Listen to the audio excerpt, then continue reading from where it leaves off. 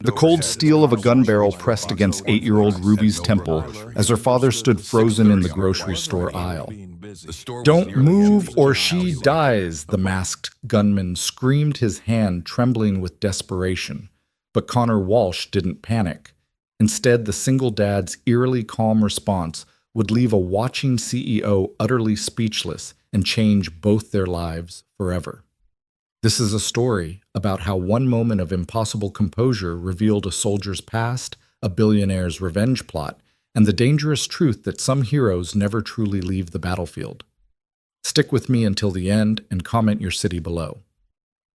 I'd love to see how far this story travels. The fluorescent lights of Henderson's grocery hummed their familiar tune on that Tuesday evening, casting harsh shadows between the produce displays and cereal aisles. Connor Walsh pushed the squeaky shopping cart with practiced patience, his weathered hands gripping the handle as his 8-year-old daughter Ruby skipped beside him, her pink sneakers lighting up with each bouncing step. "Dad, can we get the chocolate chip cookies, the ones with the dinosaurs on the package?" Ruby asked, her bright green eyes so much like her late mother's sparkling with hope. Connor glanced down at his daughter, a gentle smile creasing the corners of his eyes. "We've got cookie dough at home, remember? We were going to make them together tonight." "But homemade cookies don't have dinosaurs on them," Ruby protested with the kind of logic only an 8-year-old could muster. "We could make dinosaur-shaped cookies," Connor suggested, reaching for a gallon of milk. His flannel shirt, worn soft from countless washes, stretched across his broad shoulders as he moved. To anyone watching, he looked like what he claimed to be a small-town plumber, maybe early 30s, raising his daughter alone. Nothing more, nothing less. The store was quiet for a Tuesday evening. Mrs. Chen was examining avocados with the intensity of a diamond appraiser. Tommy, the teenage cashier with too much acne and not enough confidence, was restocking candy bars near the register. A couple argued quietly near the frozen foods about whether to buy organic or regular vegetables, the kind of mundane drama that played out in grocery stores across America every single day. And then there was her. The woman in the back corner near the wine section who didn't quite fit. She wore a charcoal business suit that probably cost more than most people in Henderson made in a month. Her black heels clicked against the linoleum with precision, not the casual shuffle of a small-town shopper. She held a bottle of wine, a Chateau Margaux that Henderson's grocery definitely didn't stock, but her eyes weren't on the label. They were on Connor. Connor noticed her, of course. 7 years out of Afghanistan, but some habits died hard. He'd clocked her the moment she'd entered the store 5 minutes after him. The way she moved with purpose, but tried to appear casual. The slight bulge near her hip that suggested a concealed carry permit, and the training to use it. The way her gaze kept finding him across the aisles, pretending to study products she had no intention of buying. But Connor had learned to ignore such things. He was just a plumber now, a single dad. Whatever this woman's interest, it wasn't his problem, unless she made it his problem. He had milk to buy and cookies to bake. "Dad, you're doing the thing again," Ruby said, tugging on his flannel. "What thing?" "The thing where you look at everything except what you're looking at. Mom used to say you did it when you were worried." Connor's chest tightened at the mention of Sarah. 3 years gone, and Ruby still found ways to bring her mother into everyday conversation, keeping her memory alive in the small moments. He knelt down to Ruby's level, his knees protesting slightly. Another reminder of miles humped through Afghan mountains. "I'm not worried, sweetheart. Just thinking about what else we need. Did we put eggs on the list?" Ruby pulled out the crumpled piece of paper from her pocket, her handwriting a mix of careful letters and creative spelling. "Eggs, milk, bread. I mean bread, and something that looks like I can't read my own writing." "Butter," Connor reminded her. "You wrote it when you were watching cartoons." The automatic doors at the front of the store chimed their electronic welcome. Connor's head snapped up instinctively, his body tensing before his mind even processed what he was seeing. The man who entered was wrong in every way that mattered. Ski mask in September, hands jammed in the pockets of a coat too heavy for the weather, the jerky, twitchy movements of someone riding high on adrenaline or something chemical. Connor's hand moved instinctively to push Ruby behind him as the man pulled out a Glock 19. Connor recognized the model instantly and fired a shot into the ceiling. "Everybody down now! This is a robbery!" The The sound crashed through the store like thunder. Ceiling tiles rained down in white chunks. Mrs. Chen screamed and dropped her avocados, which rolled across the floor like green grenades. The arguing couple near frozen foods hit the ground, the woman sobbing. Tommy the cashier stood frozen, his hands half raised, his face drained of color. "I said down!" The gunman swung the weapon wildly, his voice cracking with desperation. He was young, early 20s at most. Connor could tell from the voice. Scared, desperate, the most dangerous kind of armed robber because scared people made stupid decisions. Connor moved with practiced efficiency, dropping to one knee and pulling Ruby down with him, positioning his body between her and the gunman. His hand covered her head, pressing her face gently against his chest. "It's okay, baby. Just like we practiced during earthquake drills, remember? Keep your head down and breathe slowly." Ruby's small body trembled against him, but she didn't cry out. Brave girl. Too brave for 8 years old. Too much like her father. The woman in the suit had dropped too, but Connor noticed she'd positioned herself behind an end cap display that would provide decent cover if shooting started. Her hand hovered near her hip. Professional. Trained. But not military. Military training left different tells. Private sector maybe. Corporate security at a high level. "You," the gunman pointed at Tommy. "Empty the register. All of it. And the safe in the back." I don't have the combination to the safe," Tommy stammered, his voice barely audible. "Only Mr. Henderson has." "Then get Henderson." The gunman's hand was shaking now badly. The Glock waggled in the air like a conductor's baton having a seizure. "Where is he?" "He's not here. He went home at 5. Please, I can give you what's in the register." "That's not enough." The gunman's voice cracked, completely revealing his youth. "I need at least 10,000. They said if I don't—" He stopped himself, but Connor had heard enough. This wasn't a robbery. This was a collection. Someone had sent this kid to gather a debt, and the kid was in over his head, which made the situation infinitely more dangerous. The gunman spun around, waving the gun at the terrified customers on the floor. "Wallets, phones, jewelry. Everything. Put it all in." He looked around desperately, then grabbed a plastic shopping basket from near the door. "Put it in this." He started with the couple near frozen foods. The man fumbled with his wallet, his hand shaking so badly he could barely get it out of his pocket. The woman was trying to remove her wedding ring, sobbing that it wouldn't come off her fingers, swollen with panic. "Hurry up!" The gunman kicked the man's leg. Not hard, but enough to show he meant business. Or was trying to mean business. Connor could see the tells, the way the kid kept wiping his free hand on his jeans, the rapid breathing that was starting to hyperventilate, the way his finger kept moving on and off the trigger. This was about to go sideways, fast. The gunman moved to Mrs. Chen, who was fumbling with her purse, tears streaming down her face. Then to Tommy, who was still standing behind the counter like a statue. Then his eyes found Connor and Ruby. "You big guy, what have you got?" Connor met the gunman's eyes through the ski mask holes. Brown eyes. Bloodshot. Pupils dilated, but not from drugs, from fear. "My wallet's in my back pocket. I'm going to move slowly to get it. Don't try anything." The gun swung toward them, and that's when Connor felt Ruby's body go rigid with terror. Because the barrel wasn't pointed at Connor. It was pointed at her. "Please," Connor said, his voice dropping to something low and steady. The voice he'd used in Kandahar when talking to scared civilians. The voice that had convinced a teenage Taliban fighter to put down his rifle and walk away. "Point the gun at me, not her. She's just a kid." "Shut up. Just give me your wallet." Connor moved his hand slowly to his back pocket, but his eyes never left the gunman's. He was cataloging everything. The stance weight on the back foot unbalanced. The grip too tight, showing white knuckles even through thin gloves. The distance 8 feet, maybe 9. In his peripheral vision, he could see the woman in the suit had shifted position slightly, improving her angle. "Here," Connor said, pulling out his wallet. "There's about 200 in cash. You can have it all." The gunman snatched the basket and held it out. "Throw it in." Connor tossed the wallet into the basket, the movement slow and deliberate. "You don't want to do this, son." "Don't call me son, you don't know me." "You're right, I don't. But I know you're scared. I know someone's making you do this, and I know this isn't going to end the way you think. Shut up." The gun swung wildly, and Connor saw the finger tighten on the trigger. Not intentionally fear response. The kid was about to have a negligent discharge. Time slowed down the way it always did in these moments. Connor's mind ran through the calculations. Distance to the gunman, Ruby's position, the woman in the suit reaching for her concealed weapon, the trajectory if the kid's finger slipped. Everything could go wrong in the next 3 seconds.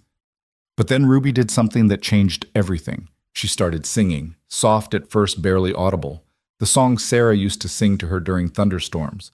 "You are my sunshine, my only sunshine." The gunman's head snapped toward her. What is she doing? Make her stop. "You make me happy when skies are gray. She sings when she's scared," Connor said, keeping his voice level, conversational. "Her mom taught her that, said it was better than crying.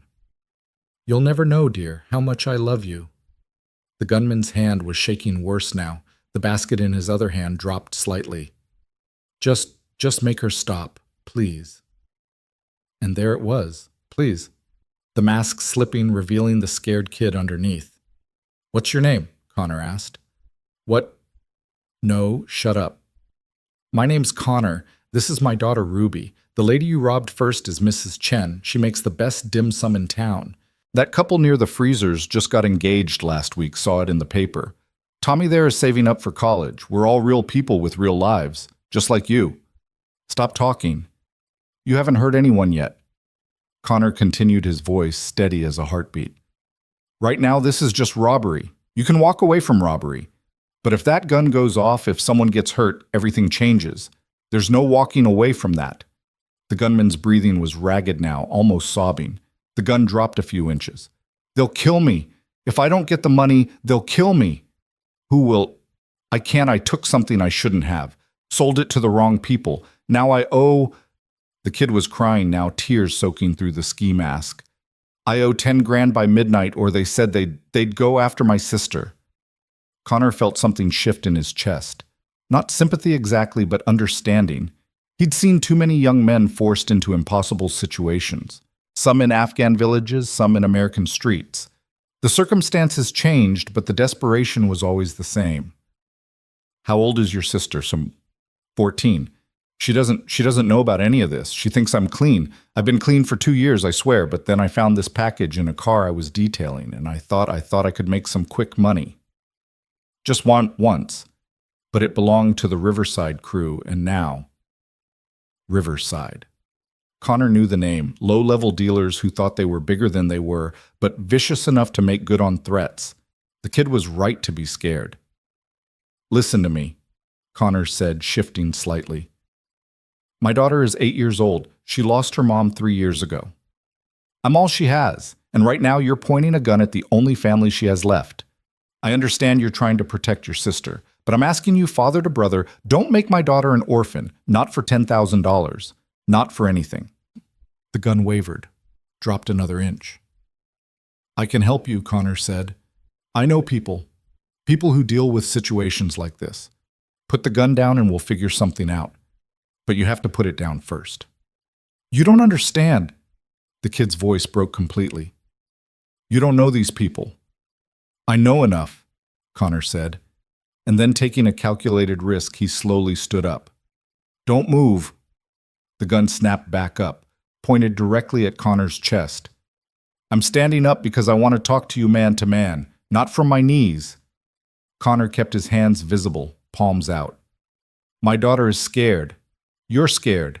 Everyone in here is scared, but fear makes us do stupid things. Don't let fear make this choice for you."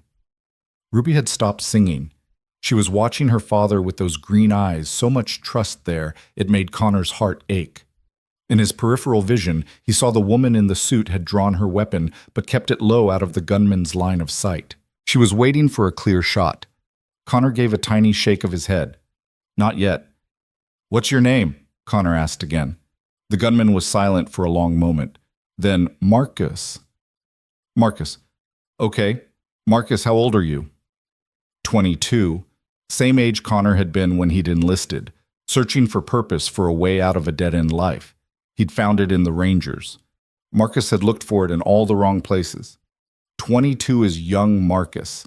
You've got your whole life ahead of you. Your sister's got her whole life. Don't throw it all away for one bad decision that snowballed. There's always another way.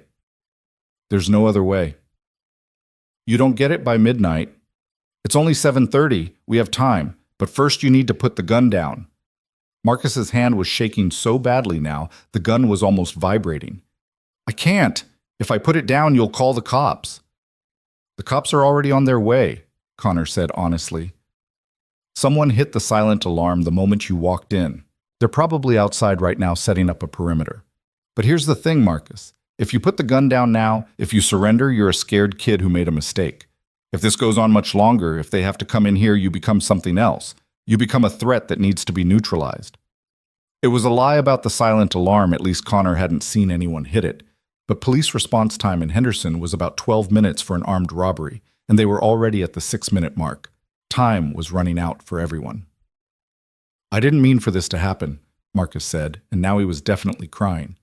I just needed the money. I was going to pay it back, I swear. I believe you. Connor took a small step forward.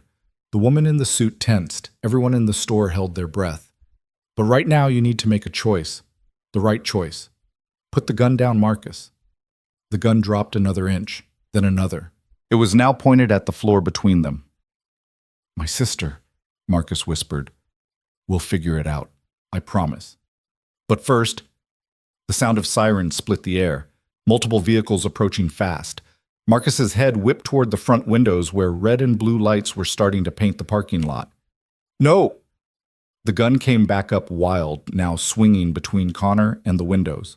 No, this wasn't supposed to happen. Marcus, listen to me. They're here. It's over. It's all over. The kid was in full panic now, the gun waving erratically. His finger was on the trigger tightening. Connor saw it all in slow motion, the gun swinging toward the windows, toward Tommy, toward the couple, coming back around toward him and Ruby. The woman in the suit raising her weapon about to take the shot. The police cars screeching into the parking lot, everything about to explode into chaos and violence. He made his decision. Connor moved. Not toward Marcus that would have triggered a shooting. Instead, he dropped back down, covering Ruby completely with his body, and called out in his command voice the voice that had carried across Afghan battlefields. Marcus, look at me. Look at me. The gunman's wild eyes found his.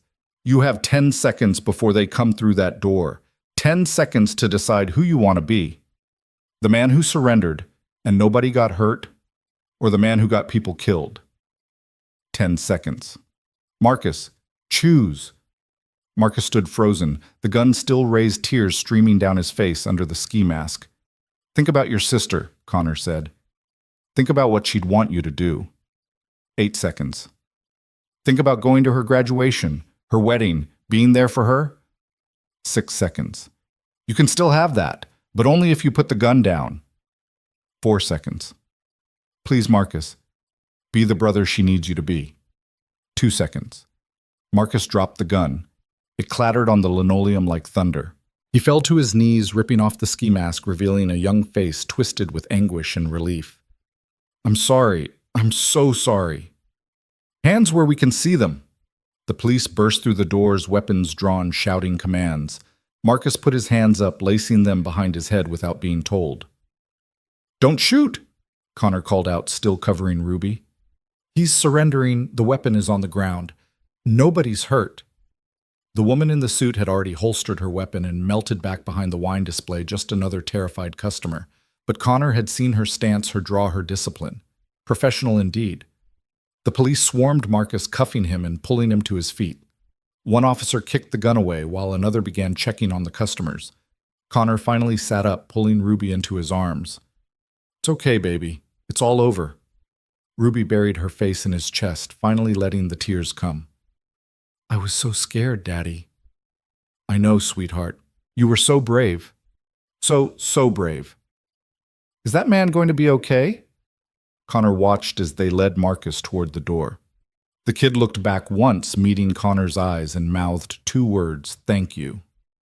I think so, Connor told his daughter. Sometimes people make bad choices when they're scared, but he made the right choice at the end. Like you did, you helped him. We helped each other. An officer approached them. Sergeant Mills Connor recognized him from around town. Sir, we need to get statements from everyone. Are you and your daughter okay? We're fine, Connor said, standing up with Ruby in his arms. Just shaken up. That was what you did? Mills shook his head. That was incredible. You talked him down, probably saved lives. Connor shrugged. Just didn't want anyone to get hurt. Mills gave him a long look, the kind cops gave when they recognized someone who'd been in situations like this before. But he didn't push. We'll need you to come to the station, give a full statement. Can it wait until tomorrow? I'd like to get my daughter home. Mills looked at Ruby's tear-stained face and nodded. Tomorrow's fine. You know where we are. As the officer moved away, Connor noticed the woman in the suit approaching. Up close, he could see she was in her early 30s, with sharp features and eyes that missed nothing. Definitely not a typical Henderson resident doing her evening shopping. That was impressive, she said, her voice carrying a slight Boston accent that she was trying to hide. Your training is showing. Connor shifted Ruby to his other arm, putting himself slightly between the woman and his daughter. I'm not sure what you mean. I'm just a plumber. She smiled, but it didn't reach her eyes. Of course you are. A plumber who can assess tactical situations, identify weapon models at a glance, and de-escalate an armed confrontation using textbook crisis negotiation techniques. I watch a lot of cop shows. I'm sure you do. She reached into her suit pocket and pulled out a business card. Expensive cardstock minimalist design. Just a name, Rebecca Morrison, and a phone number. No company, no title. I'd like to talk to you when you're ready. Connor didn't take the card. About what? About a job opportunity. One that would make better use of your plumbing skills. I'm happy fixing pipes. Are you... She glanced at Ruby, who was watching her with those bright green eyes. Wouldn't you like to give her more private schools, college fund, a house in a better neighborhood? Our neighborhood is fine. Is it Henderson's nice, but it's not exactly safe, is it? I mean, armed robberies in grocery stores. Connor's expression hardened. We're done here. Rebecca Morrison held up her hands in surrender, but she was still smiling. My mistake. I'll leave you be. She set the card on a nearby shelf. But that offer stands. Whenever you're ready to stop pretending to be something you're not. She walked away, her heels clicking on the linoleum with that same precise rhythm. Connor watched her go, noting the slight favor of her left leg, old injury probably compensated with custom orthotics in those expensive shoes. She'd been in the field once before moving to whatever she did now. Dad, Ruby's voice was small. Who was that lady? Nobody important, sweetheart. She seemed to know you. Sometimes people think they know us, but they only see what they want to see. Ruby was quiet for a moment, processing this in that way children do, filing it away to think about later. Then, can we still make cookies tonight? Connor hugged her tighter, kissing the top of her head. Absolutely. Dinosaur-shaped ones, just like we planned. They left the store together, walking past the police cars and the gathering crowd of looky-loos. Connor didn't look back, didn't pick up the business card Rebecca Morrison had left behind.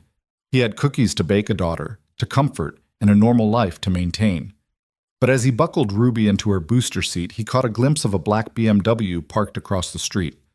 Rebecca Morrison was behind the wheel watching them. When she saw him looking, she gave a small nod and drove away. Connor stood there for a moment, hand on the car door, watching the BMW's taillights disappear into the darkness. 7 years he'd been out. 7 years of being just another face in the crowd, just another single dad trying to make ends meet. He'd thought he'd left all of it behind, the violence, the adrenaline, the weight of command decisions that meant life or death. But it never really left you, did it? It just waited dormant until moments like this, until scared kids with guns made bad decisions, until mysterious women with concealed weapons and job offers appeared in small-town grocery stores. Dad, Ruby called from inside the car. Are we going home? Yeah, baby, we're going home. Connor got in the driver's seat and started the engine. In the rearview mirror, he could see the police finishing up at the store. Marcus was probably halfway to the station by now, heading for a holding cell and an uncertain future. Connor made a mental note to check on the kid, maybe put in a word with the public defender. The Riverside crew was a problem that would need addressing, but that was tomorrow's issue. Tonight he had cookies to bake with his daughter. As they drove through Henderson's quiet streets, Ruby began to sing again, soft and sweet. You are my sunshine, my only sunshine. Connor smiled despite everything. Sarah would have been proud of how brave their little girl had been, how she'd kept her composure even when terrified, how she'd found her voice when it mattered most. Dad, Ruby said suddenly. That man Marcus, he was somebody's family too, wasn't he? Yes, sweetheart, he was. And he was trying to protect them, like you protect me. Connor glanced at her in the mirror, 8 years old and already understanding that the world wasn't painted in simple blacks and whites. That's right. Sometimes good people make bad choices trying to do the right thing. Is that why you helped him instead of hurting him? The question hung in the air between them. Connor thought about how to explain the complexities of violence and mercy to a child who'd just had a gun pointed at her. There's always a choice, Ruby. Always another way if you look hard enough. Violence should be the last option, never the first. Is that what you learned fixing pipes? Connor almost laughed.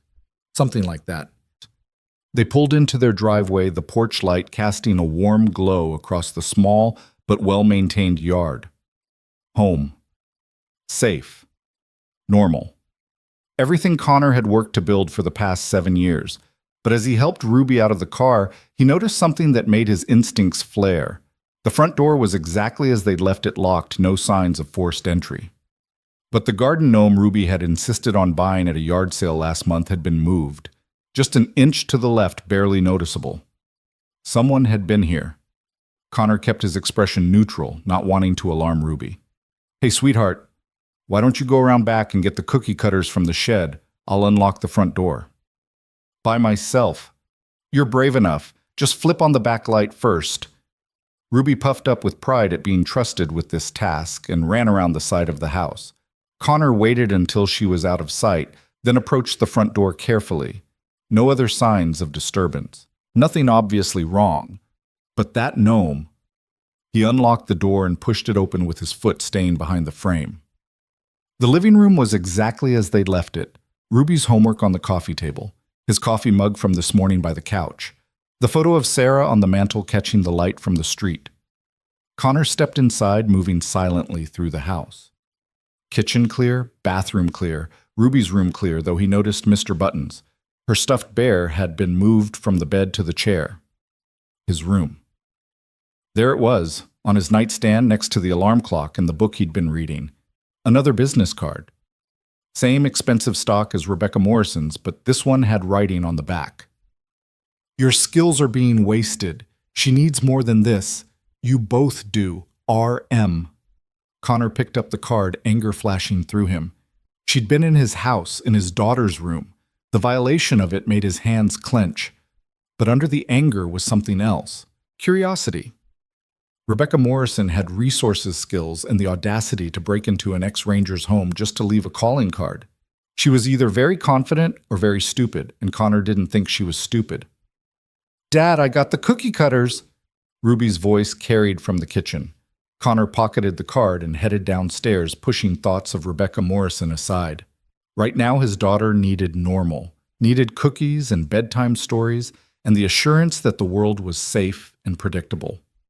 But later, after Ruby was asleep, Connor stood at his bedroom window looking out at the quiet street. Somewhere out there, Rebecca Morrison was waiting for his call.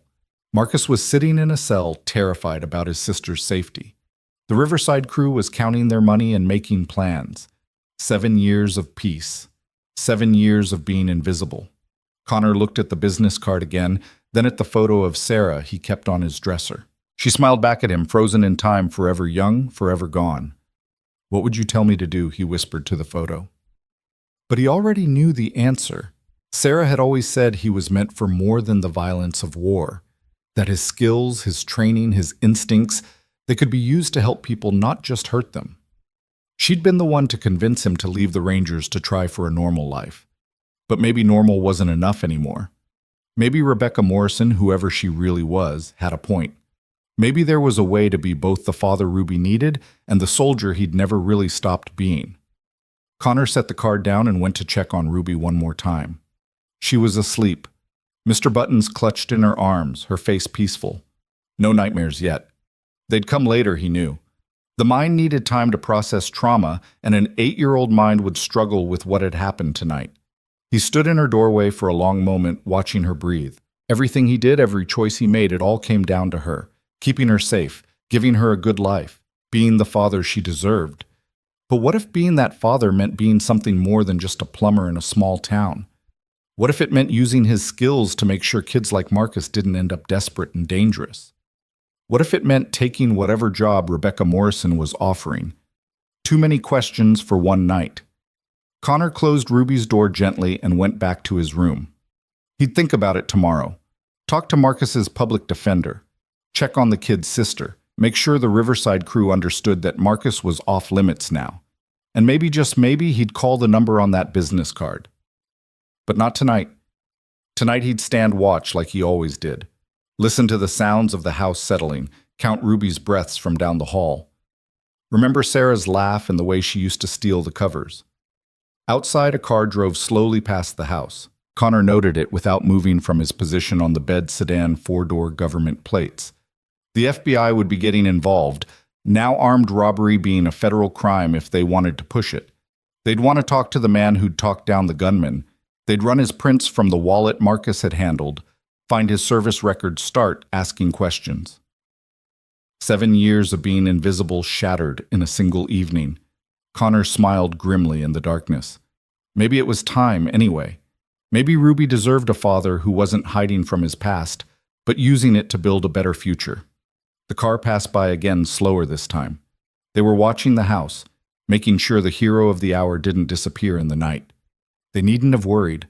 Connor Walsh wasn't going anywhere. This was his home, his town, his daughter's safe place. But things were going to change. He could feel it in the air like the pressure drop before a storm. Rebecca Morrison's appearance, Marcus's desperate robbery, the FBI's interest, they were all pieces of something larger, patterns forming in the darkness, waiting to be understood. Connor closed his eyes, but sleep wouldn't come. Too much adrenaline still in his system, too many ghosts stirring. In Afghanistan, after missions like this, he'd have his team to decompress with. Now it was just him and the silence and the weight of decisions yet to be made. His phone buzzed. Unknown number. He let it go to voicemail. It buzzed again immediately. Same number. On the third call, he answered. Walsh. Mr. Walsh. The voice was male official, trying to sound more important than it probably was. This is Special Agent David Park with the FBI. We'd like to speak with you about tonight's incident. I'm giving my statement to local police tomorrow. We'd prefer to handle this ourselves. National security implications. Connor almost laughed. A grocery store robbery has national security implications. You tell me, Sergeant Major Walsh, or should I say former Sergeant Major. 75th Ranger Regiment. 3 tours in Afghanistan. Silver Star, Bronze Star with Valor, Purple Heart. Quite a record for someone who's been fixing pipes for the past 7 years. So they'd already run him. Fast work. That's ancient history. Is it? A man with your training just happens to be in the right place at the right time to prevent what could have been a massacre. That's quite a coincidence. Life's full of coincidences. We'd like to discuss those coincidences. Tomorrow, 9 a.m., Federal Building downtown. I'll be taking my daughter to school at 9. 9:30 then. Agent Park, am I under arrest? So, no. Under investigation. Not at this time. Then I'll come in when I'm ready, if I decide to come in at all. Have a good night. He hung up. The phone immediately started buzzing again, but Connor turned it off. Let them stew. He wasn't some rookie they could push around with vague threats and official voices. But their interest was troubling. They jumped on this too fast, shown too much interest in a simple robbery. Either they'd been watching him already, or Rebecca Morrison had connections that went higher than he'd thought. A soft knock at his door made him tense. Dad? Come in, sweetheart. Ruby patted in, Mr. Buttons dragging behind her. I had a bad dream. Connor lifted the covers and she climbed in beside him, curling into his side the way she had as a toddler. Want to talk about it? The bad man was there, but this time his gun was bigger. And there were more bad men. And they hurt you. Connor pulled her close. Just a dream, baby. I'm right here. I'm not going anywhere. Promise. Promise. Dad, why did that lady say you were pretending to be something you're not? Kids heard everything, remembered everything. Connor chose his words carefully. Before you were born, before I met your mom, I had a different job. I was a soldier, like in the army. Something like that. Did you stop being a soldier when I was born? I stopped when I met your mom. She showed me there were other ways to help people. Ruby was quiet for a moment, processing. But you helped that man tonight, the scared one with the gun. You helped him like a soldier would. Maybe a little. Is that bad? No, sweetheart, it's not bad. Sometimes we need to use all parts of ourselves to help others. Are you going to be a soldier again? Connor looked down at his daughter's face in the darkness. Those green eyes so much like Sarah's, seeing too much understanding more than any 8-year-old should. I don't know, he said honestly. But whatever I do, wherever I go, whatever I become, I'll always be your dad first. That's the most important job I'll ever have. Ruby smiled and snuggled closer. Okay, but if you do become a soldier again, can you still make cookies with me? Always. She was asleep within minutes, her breathing evening out, her small hand clutched in his shirt. Connor held her close, standing watch against her nightmares and his own. Outside, the sedan made another pass. In the distance, a siren wailed. Somewhere across town, Marcus was probably lying awake in a cell, wondering how his life had gone so wrong. And somewhere else, Rebecca Morrison was probably sitting in an expensive hotel room waiting for Connor to make his decision. But here now, in this moment, Connor Walsh was just a father holding his daughter, keeping the darkness at bay for one more night. Tomorrow would bring its complications, FBI agents, and mysterious job offers, and the chaos of a world that wouldn't let him stay hidden. But tonight he had this. Ruby's warmth against his side, the quiet of their small house, the photos of Sarah watching over them both. It was enough. It had to be enough. Until it wasn't. The morning came too soon, bringing with it the harsh reality of decisions that couldn't be postponed. Connor stood at the kitchen counter making Ruby's favorite breakfast pancakes shaped like Mickey Mouse while she sat at the table unusually quiet for a girl who normally chattered nonstop about everything from her favorite cartoon to why clouds looked like cotton candy. You okay, sweetheart? Connor asked, flipping a pancake with practiced ease. Ruby pushed her orange juice around in circles. Tommy's mom called Mrs. Peterson last night. She said Tommy won't be working at the grocery store anymore. She said what happened was too scary. Connor set the pancake on her plate, adding a smiley face with syrup. People react to scary things differently. Tommy's mom just wants to keep him safe. But you kept me safe, and we still went home to the same house. That's because we're tougher than most people, Connor said, sitting down across from her. But being tough doesn't mean we weren't scared. It just means we don't let fear make our choices for us. Ruby took a bite of pancake, considering this. The lady from last night, Miss Morrison, she wasn't scared at all. I saw her. When everyone else was on the ground, she was watching, like she was waiting for something. Connor's hand paused halfway to his coffee mug. You noticed that? Mom always said I notice everything. She said I got that from you. Before Connor could respond, his phone rang.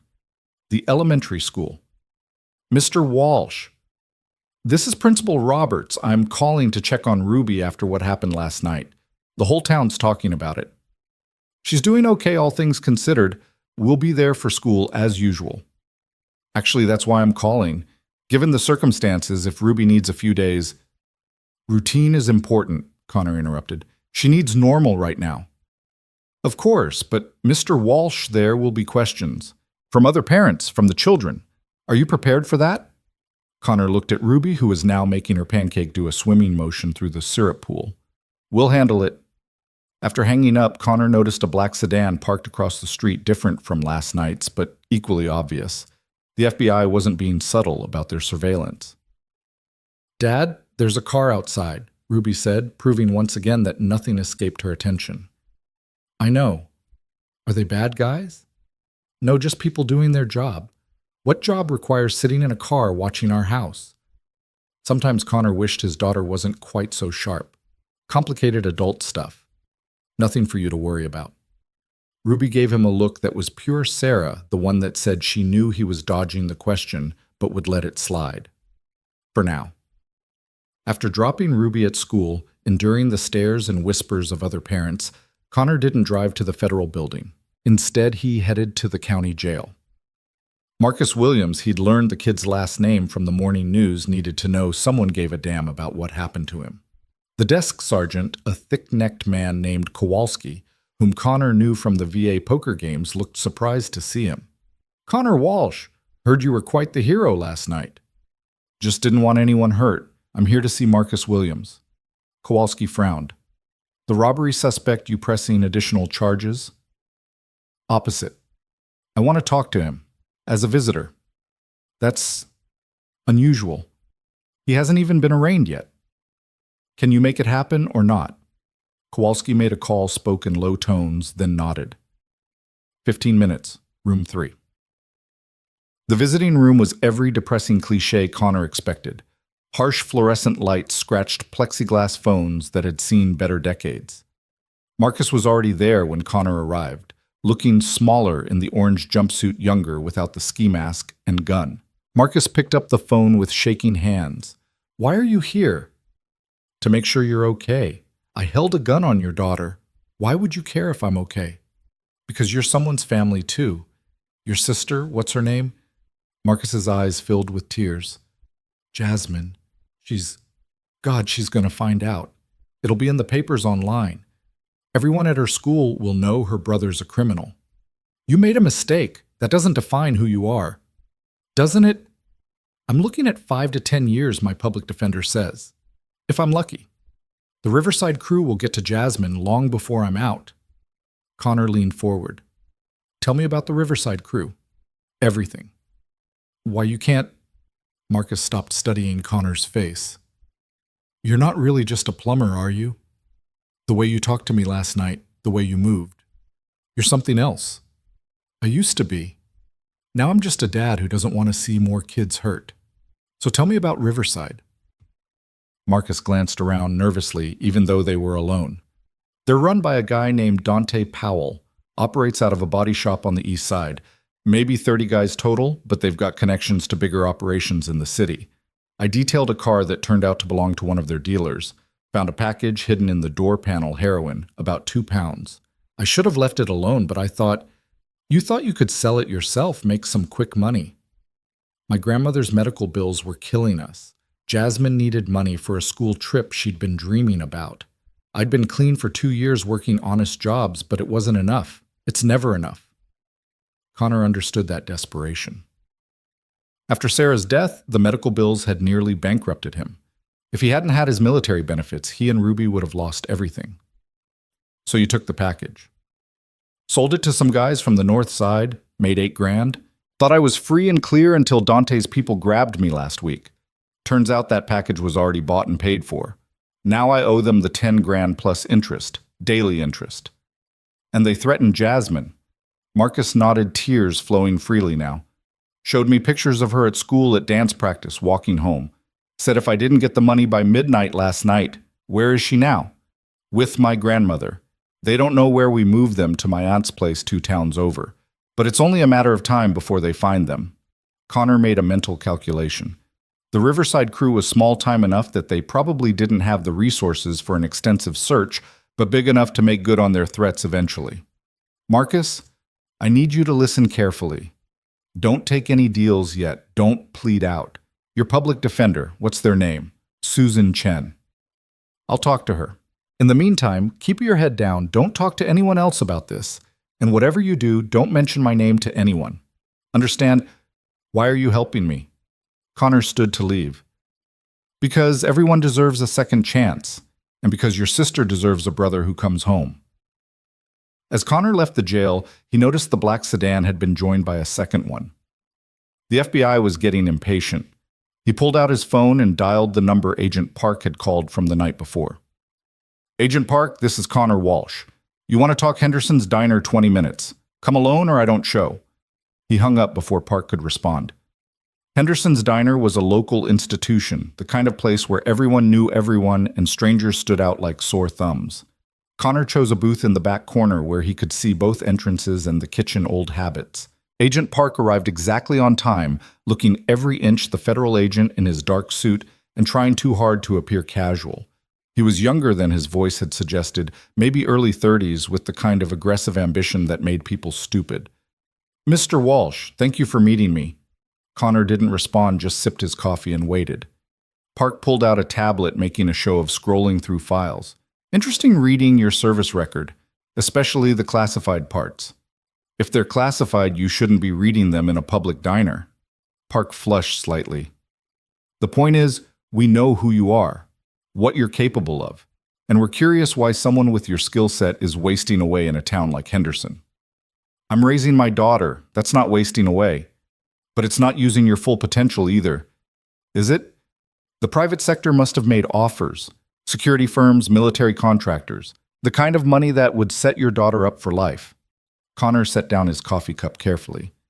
"Agent Park, why don't you tell me what you really want, because this isn't about last night's robbery." Park leaned back, trying to project confidence he didn't quite have. "Rebecca Morrison. That name mean anything to you?" "She introduced herself last night." "That's not her real name. Rebecca Morrison doesn't exist.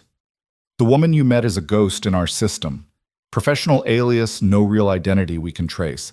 But she's been linked to several high-profile corporate espionage cases, possible assassination of a federal judge 3 years ago, and about a dozen other crimes we can't quite prove." Connor kept his expression neutral, but his mind was racing. Rebecca Morrison had seemed dangerous, but this was another level entirely. "And you think I'm connected to her?" "I think she came to Henderson specifically for you. The robbery was just fortunate timing, or maybe she orchestrated it. Either way, she made contact, and we need to know why." "She offered me a job. I declined. That's simple. That's simple." Park pulled out a photograph, a surveillance shot of Rebecca Morrison from last night. "This woman is dangerous, Mr. Walsh. If she contacts you again." "I'll handle it." "You'll handle it." "Mr. Walsh, this is a federal investigation." Connor stood up, tossing a 10 on the table for his coffee. "Agent Park, I did my time serving this country. I've got an honorable discharge and a daughter to raise. Unless you're charging me with something, we're done here. We could make your life difficult."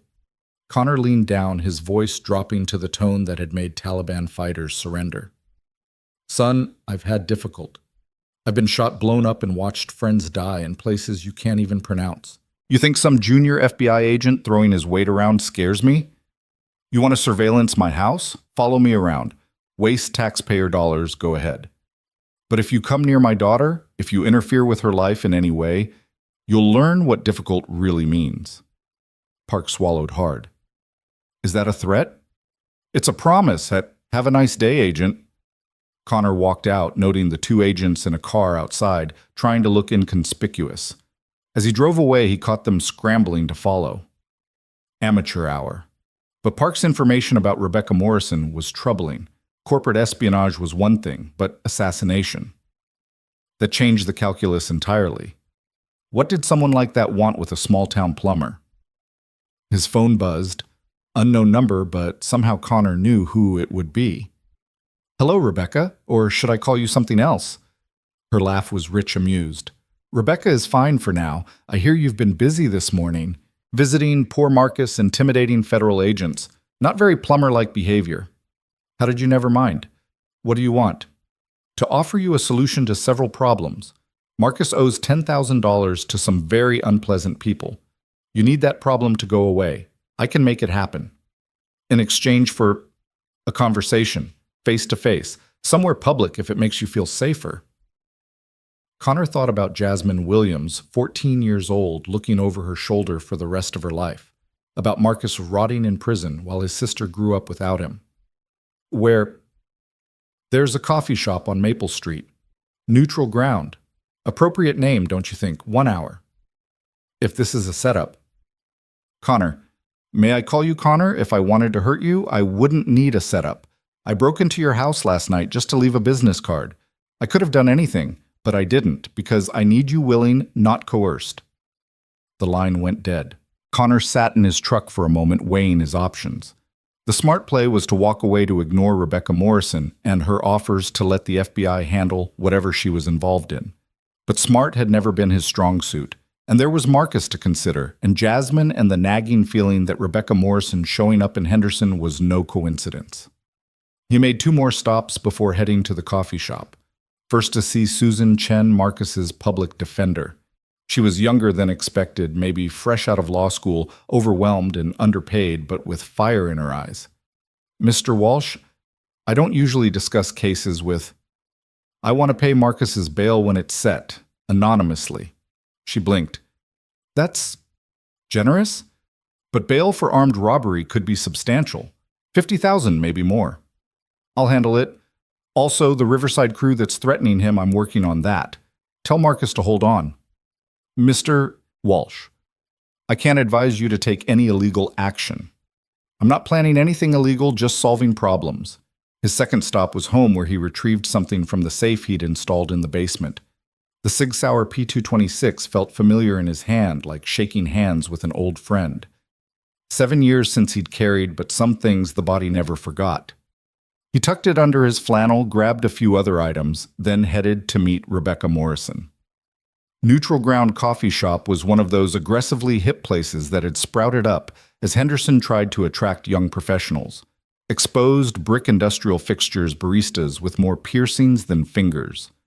Rebecca Morrison looked out of place and completely at ease, simultaneously sitting in a corner booth wearing different clothes from last night. Jeans, a cashmere sweater looking like any other soccer mom grabbing afternoon coffee. Connor slid into the seat across from her. "The FBI says you're dangerous." "The FBI says a lot of things. How many are true?"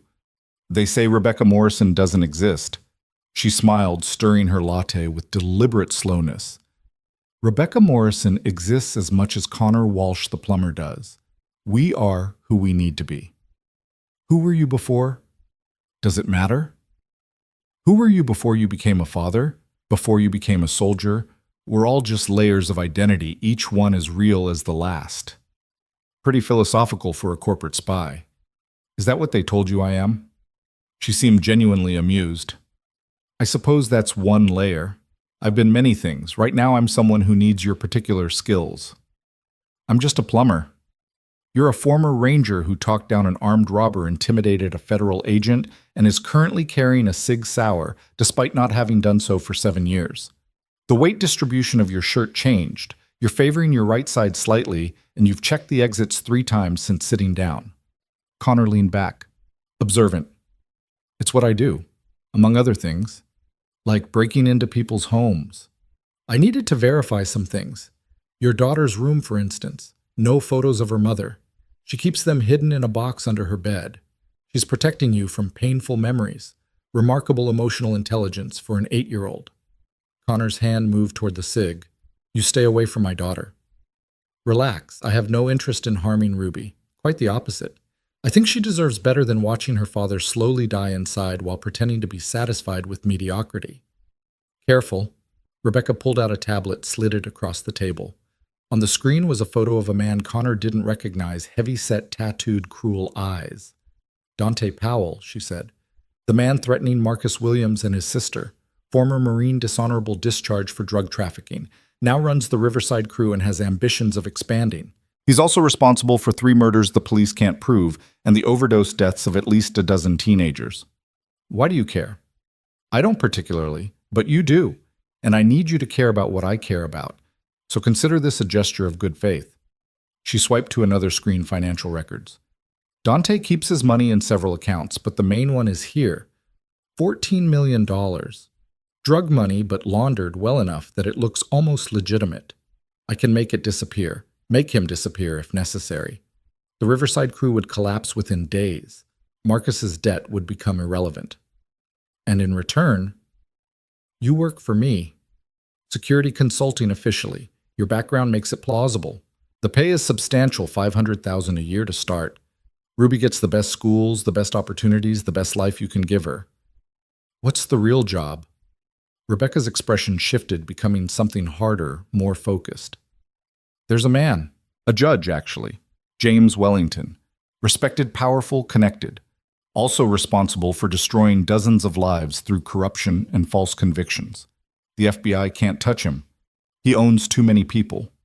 The justice system can't touch him. He is the justice system. But I can touch him. With your help. Connor studied her face, seeing the personal stakes hidden beneath the professional veneer. He hurt someone you cared about. He destroyed everything I cared about. But that's my story, not yours. What matters is that taking him down would be justice, real justice, not the pretend kind that happens in courtrooms. You mean revenge? Sometimes they're the same thing. Connor was quiet for a moment, thinking about Marcus in his cell, about Jasmine looking over her shoulder, about Ruby asking why bad things happen to good people. If I say no, then you go back to your life. Marcus goes to prison. His sister lives in fear. You keep fixing pipes and dying slowly inside while telling yourself it's for Ruby's own good. And Wellington continues destroying lives with impunity. And if I say yes, Rebecca smiled, and for the first time it reached her eyes. Then we save Marcus, protect his sister, secure Ruby's future, and maybe, just maybe, we make the world a slightly better place. Or at least a slightly more just one. Connor thought about the cig's weight against his ribs, about the skills he'd spent 7 years trying to forget about the photo of Sarah on his nightstand, and what she'd want him to do. Dante Powell first, he said. We solve that problem, then we talk about Wellington. Deal. Rebecca extended her hand across the table. Her grip was firm, calloused in places that suggested weapons training. Welcome to the real world, Connor Walsh. As they shook hands, Connor noticed movement outside the FBI surveillance team had found them. Park was going to be pissed. We have company, he said. Rebecca didn't even look. They've been there for 10 minutes. Sloppy tail job. Don't worry, they can't hear us and they won't interfere. The FBI's interest in me is complicated. Complicated how I occasionally do work for them. Unofficial work. The kind that doesn't appear in reports or budget meetings. Agent Park doesn't know that, of course. He's too junior, but his superiors do. Connor shook his head. So you're a government asset. Sometimes. Sometimes I'm a private contractor. Sometimes I'm a ghost. Today, I'm your employer. The question is, are you ready to stop pretending to be just a plumber? Connor thought about Ruby that morning, noticing everything, understanding too much. She was growing up in a world that wouldn't always be kind or fair. He could either teach her to hide from it like he'd been doing, or teach her to face it with strength and intelligence. I need to pick up my daughter from school in an hour. Of course. Family comes first. Always. That's why I chose you, Connor. You understand what matters. Most people in our line of work forget. They become the mission, lose their humanity. But you held your daughter while she sang to a gunman. You visited the kid who threatened you. You still have your soul. You don't know me. I know enough. I know Sarah died of cancer 3 years ago. I know you blame yourself for not being there during her last months because you were deployed. I know you've been punishing yourself ever since by living this half-life. And I know Ruby deserves a father who's fully present, not just going through the motions. Connor stood abruptly. We're done for today. Of course. But Connor Dante Powell will be at his body shop tonight, alone counting money. He always is on Wednesdays. Do with that information what you will. She slid a car key across the table. Black Suburban parked around the corner. Clean registration, untraceable, in case you need it. Connor left the key on the table and walked out. But as he passed the Suburban, he paused. Through the tinted windows, he could see tactical gear communications equipment and what looked like surveillance photos of the Riverside Cruise operation. Rebecca Morrison had been planning this for a while. At school pickup, Ruby ran to him with her usual enthusiasm, backpack bouncing artwork clutched in her hand. Dad, look what I made. It's you as a superhero. The drawing showed a figure in blue, presumably him standing protectively over a smaller figure in pink. Around them were other people, all safe under the superhero's watch. It's beautiful, sweetheart, but I'm not a superhero. Mrs. Martinez says anyone who protects people is a hero. And you protected everyone last night, even the bad guy. As they drove home, Connor noticed Ruby was quieter than usual, staring out the window at the familiar streets. What's on your mind, kiddo? Melissa's mom said we can't have play dates anymore. She said our family attracts trouble. Connor's grip tightened on the steering wheel. I'm sorry, sweetheart. That's not fair. It's okay. Melissa was boring anyway. She doesn't like dinosaurs or Ninja Turtles. Ruby paused. Dad, are we trouble magnets? No, baby. Sometimes trouble just finds good people, but that doesn't mean we stop being good. That evening after Ruby was asleep, Connor stood in his garage looking at his plumbing van. 7 years of honest work, 7 years of hiding, 7 years of pretending the skills that had kept his squad alive in Afghanistan could be forgotten. His phone buzzed. A text from an unknown number, a photo of Jasmine Williams at her aunt's house taken from across the street. The Riverside crew had found her. Connor deleted the text and went inside to his basement. From the safe, he pulled out items he'd sworn he'd never need again. Body armor that still fit. Night vision goggles that still worked. Skills that had never really gone dormant, just waiting. He thought about calling Rebecca Morrison, accepting her offer officially. But this wasn't about her or her agenda. This was about a 14-year-old girl who deserved to sleep without fear, and her brother who'd made one stupid mistake that shouldn't cost him everything. Connor looked at the photo of Sarah he kept in the basement, hidden from Ruby's protective eyes. I tried to be normal, he told the photo. I really did. But maybe normal isn't what she needs. Maybe she needs someone who fights back. Sarah smiled back, frozen in time, unable to offer absolution or condemnation. Connor geared up with methodical precision. The cig went into a shoulder holster, knife in his boot, flex cuffs in his back pocket. He wasn't going to war, but he wasn't going to let Dante Powell hurt any more kids either. As he prepared to leave, he wrote a note for Ruby in case something went wrong. Gone to fix an emergency leak. Be back before breakfast. I love you more than all the stars. Dad. Then Connor Walsh, plumber and single father, walked out into the night to remember what he'd tried so hard to forget, that sometimes the only way to protect the innocent was to become the dangerous thing that evil feared. The black Suburban was still parked where Rebecca had said it would be. The key was in a magnetic box under the rear wheel well, inside everything he might need and several things he hoped he wouldn't. Connor sat behind the wheel for a moment, engine off, making his choice. Once he drove away, there would be no going back to the simple life. The FBI would know. Rebecca would know.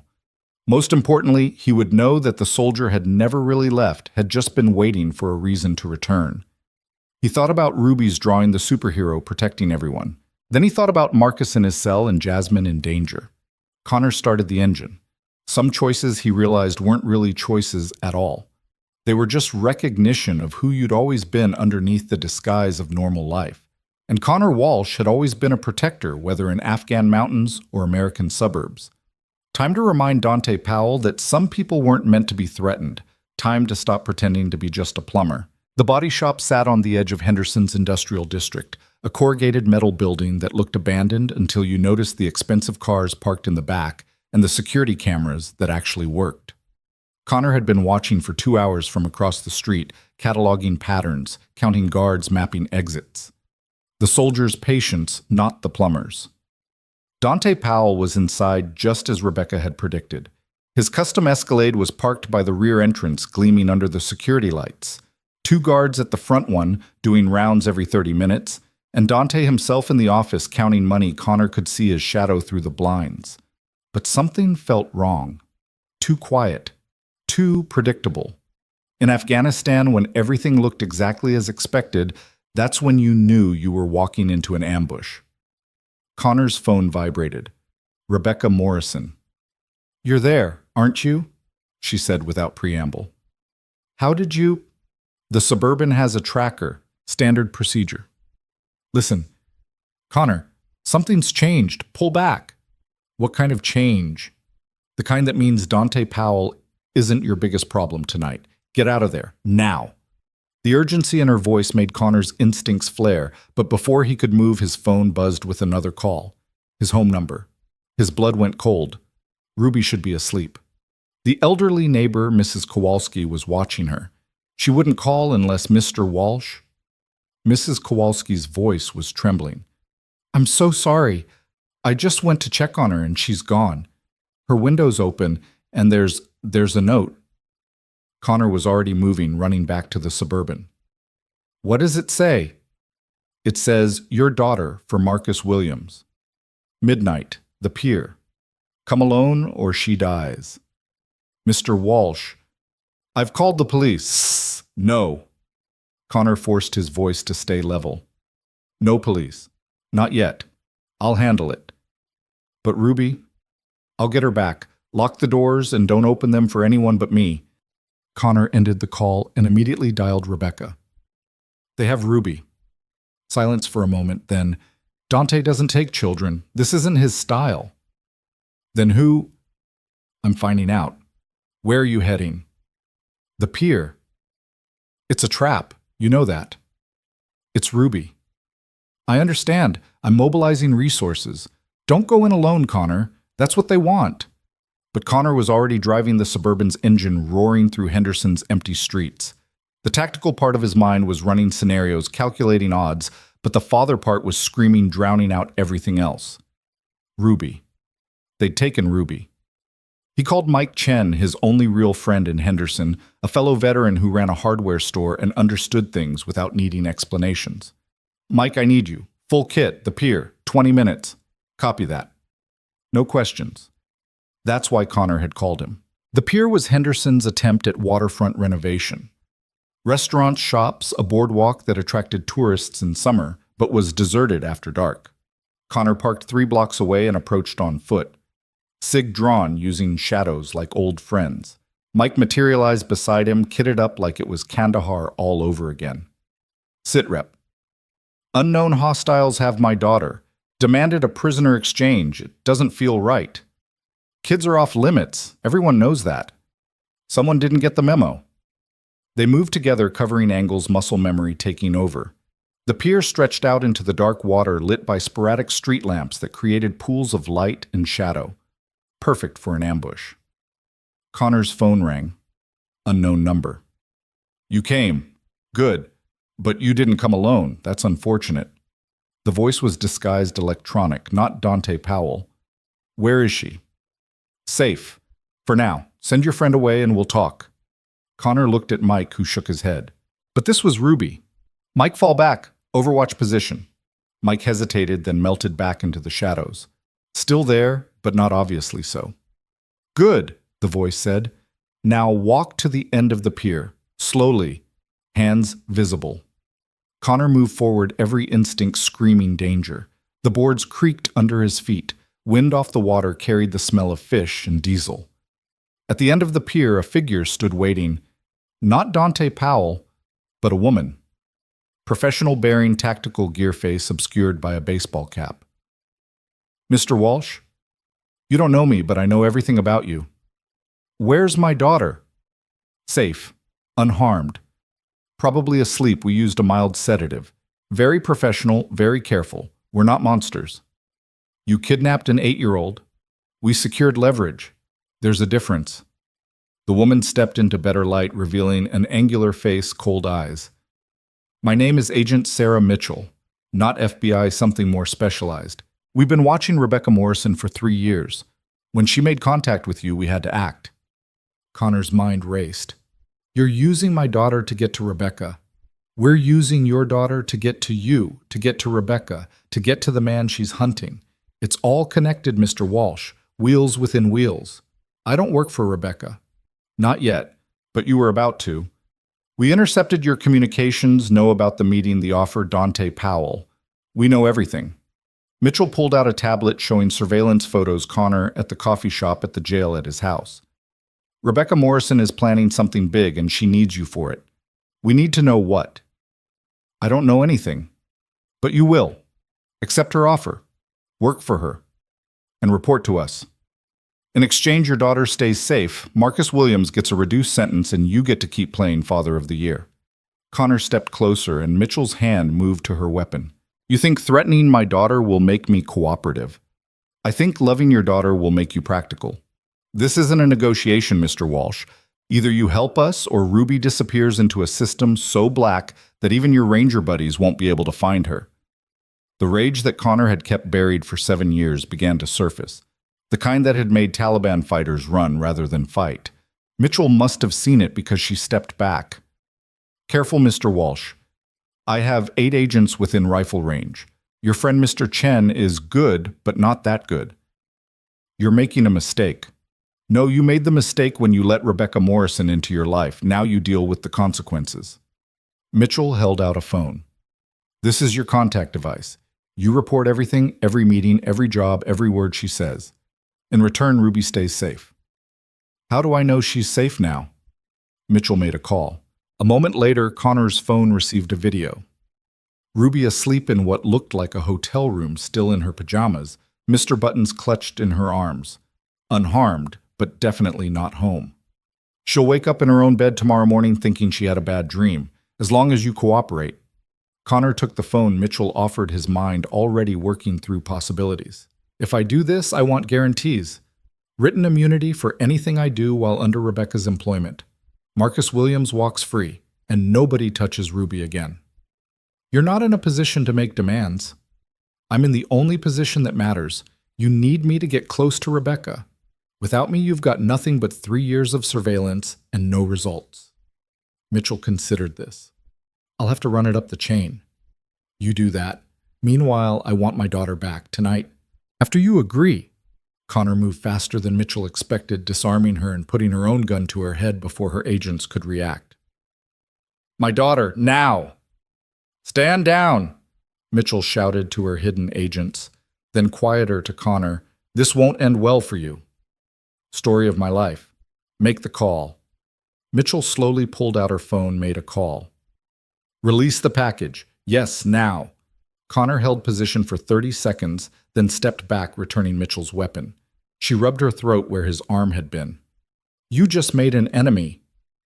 Get in line. Connor's phone buzzed. Mrs. Kowalski. Mr. Walsh, Ruby just appeared in her bed. I don't understand. She was gone and now she's back and she won't wake up properly. It's okay. I'll be home in 10 minutes. She's safe. Don't call anyone. Connor turned to leave, but Mitchell's voice stopped him. This isn't over. You work for us now, whether you like it or not. I work for my daughter. Everything else is negotiable. As Connor walked back down the pier, Mike emerged from the shadows, rifle at the ready. What the hell was that about? Complicated. Thanks for the backup. Ruby okay? She will be. Mike studied his face.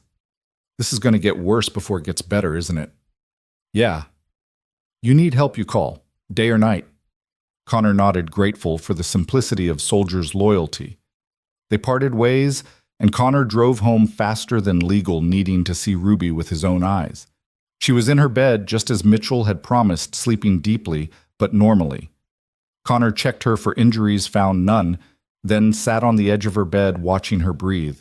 The rage was still there, cold now patient. Someone had touched his daughter. Someone would pay for that. His phone rang. Rebecca Morrison. I heard what happened. I'm sorry, Connor. This wasn't supposed to involve Ruby. You knew they were watching you. I knew the FBI was. I didn't know about Mitchell's group. They're different. Black budget, no oversight, the kind of people who make the CIA look transparent. What have you gotten me into? Nothing you weren't already in. They would have come for you eventually just because of who you are, what you're capable of. At least now you have allies. Do I? Because from where I'm sitting, you're all the same, using my daughter to get what you want. Rebecca was quiet for a moment. You're right. The difference is I would never have taken her. There are lines I don't cross. Mitchell's people, they don't have lines. What do you know about Judge Wellington? The question clearly surprised her. Why do you ask? Mitchell said you're hunting him, said you need me for it. I want to know why. Another long silence. Not over the phone. Tomorrow, if you're willing, I'll tell you everything. But Connor, be careful. Mitchell's people are dangerous, but Wellington is worse. He has connections everywhere. Judges, senators, CIA, FBI. He's untouchable. Nobody's untouchable. Sarah used to say that. Connor went very still. What did you just say? Your wife, Sarah. She used to say nobody was untouchable. It's why she was investigating Wellington before she got sick. You didn't know. The room seemed to spin. Sarah was a nurse. Sarah was a nurse who noticed patterns. Cancer patients from the same neighborhood, all with connections to a chemical company Wellington had ruled in favor of despite EPA violations. She was building a case, reaching out to journalists, making noise. Then she got sick herself. Aggressive cancer, the doctors said. Bad luck, they said. Connor's hand was shaking. You're saying Wellington... I'm saying your wife was murdered, Connor. Just like my father was murdered when he tried to expose Wellington's connections to organized crime. Just like dozens of others who got too close to the truth. Connor looked at Ruby sleeping peacefully, unaware that her world was built on lies. Prove it. Tomorrow, noon. I'll bring everything I have. And Connor, whatever Mitchell told you, whatever leverage she thinks she has, we can protect Ruby better than they can. But only if you trust me. She hung up, leaving Connor in the dark with his sleeping daughter and the growing certainty that the last 7 years had been an illusion. Sarah hadn't died of random cancer. She'd been murdered for trying to do the right thing, and he'd been hiding in this small town fixing pipes while her killer walked free. Ruby stirred in her sleep, mumbling something about dinosaurs. Connor smoothed her hair, his decision crystallizing. Mitchell wanted him to spy on Rebecca. Rebecca wanted him to help bring down Wellington. Everyone wanted to use him. But Connor had his own agenda now. Find out who killed Sarah. Protect Ruby. And make everyone who'd threatened his family understand why that had been a fatal mistake. His phone buzzed with a text from an unknown number. A photo of Sarah from 3 years ago, thinner than he remembered, outside what looked like a courthouse. She was holding files, looking determined despite the chemo ravaging her body. The caption read, "She was brave until the end. Be brave too. RM." Connor deleted the text and stood up. He had preparations to make. If he was going to play all sides, Mitchell's group, Rebecca Morrison, possibly Dante Powell, if the gangster was still relevant, he needed resources, intelligence, weapons, allies. He went to the basement and opened a hidden panel he'd installed years ago. Inside were things he'd kept from his ranger days, not just weapons, but contacts. Phone numbers memorized and never written down. People who owed him favors. People who understood that some fights couldn't be won by following rules. Connor started making calls. It was past midnight, but the people he was calling didn't keep regular hours. Thompson, it's Walsh. Yeah, I know it's been years. I need a full workup on a Judge James Wellington. Everything dirty. I know it'll cost. Name your price. Martinez, it's Connor. That thing in Kabul you said you owed me for, I'm collecting. Federal agent named Sarah Mitchell runs some black budget group. Find out everything. Jackie Connor Walsh. Yeah, the ghost is back. I need clean weapons untraceable. The full package. Tomorrow night. By the time he was done, Connor had activated a network that had been dormant for 7 years. People who worked in shadows who understood that sometimes justice and law were different things. Ruby appeared at the top of the basement stairs, rubbing her eyes. Dad? I had the weirdest dream. There were people in my room and then I was floating and then I was back in bed. Connor climbed the stairs and picked her up. Just a dream, sweetheart. Let's get you back to bed. Why are you dressed? Were you going somewhere? Just checking on things. Making sure everything's safe. Ruby looked at him with those two wise eyes. It wasn't really a dream, was it? Connor hesitated, then decided on honesty. Or at least partial honesty. Some bad people were playing games tonight, but it's over now. You're safe. Because you stopped them. Because they know better than to try again. Ruby nodded, accepting this with the faith children have in their parents' ability to make the world right. Dad, are we going to have to move again? What makes you think we moved before? Sometimes you look at our house like you're surprised to be here. Like you're remembering somewhere else. Connor carried her back to her room. No, sweetheart.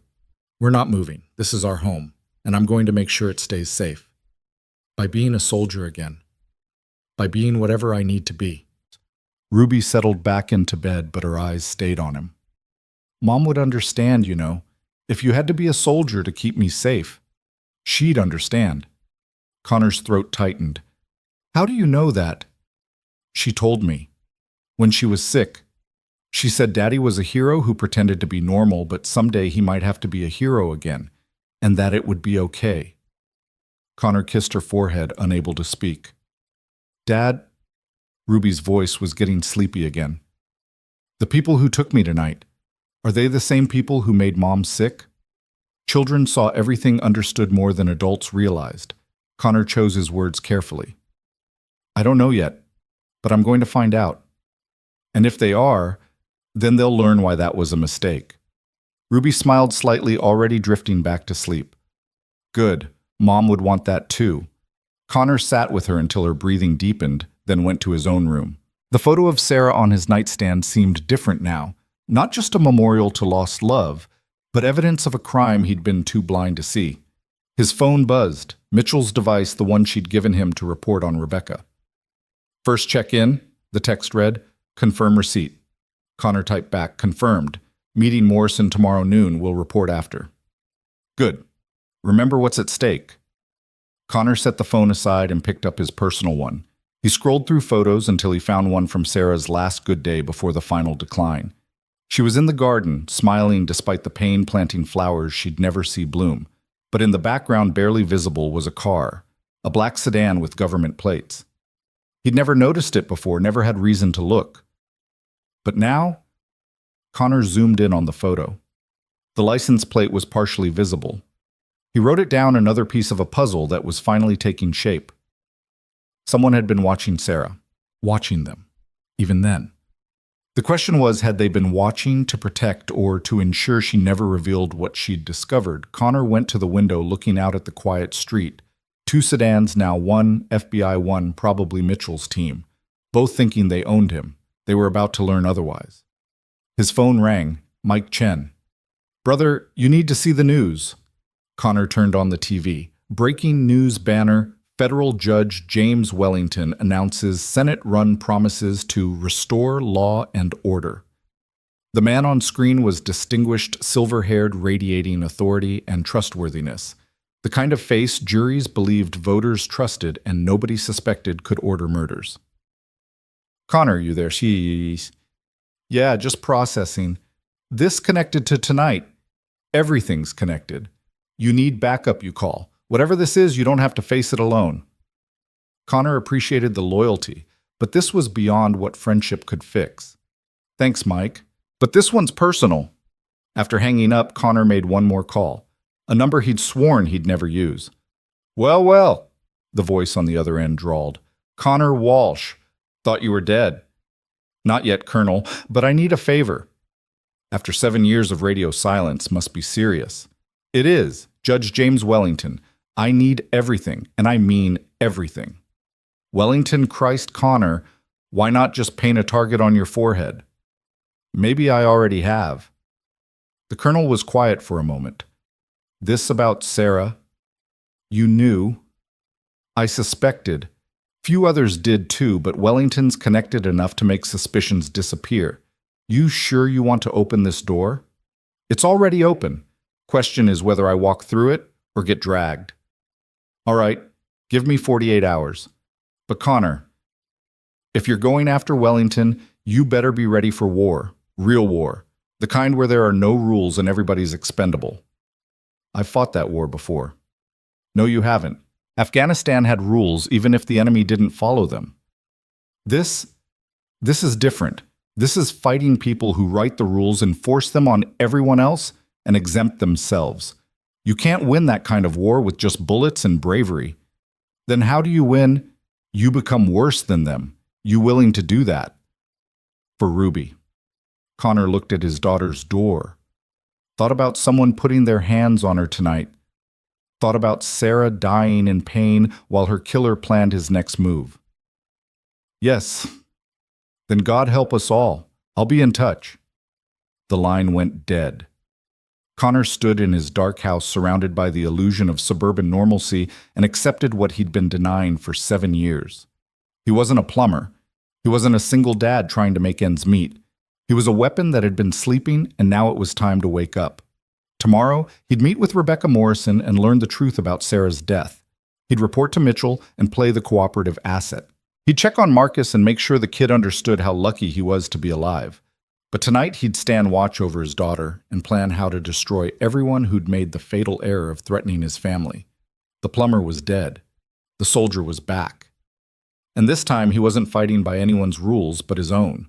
The abandoned warehouse on Henderson's outskirts didn't look like much from the outside rusted metal siding, broken windows, weeds growing through cracks in the concrete.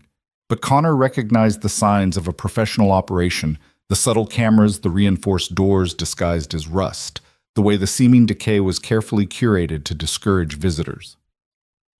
Rebecca Morrison stood in the center of the main floor, surrounded by boxes of documents, computer screens, and what looked like years of obsessive investigation mapped out on bulletin boards.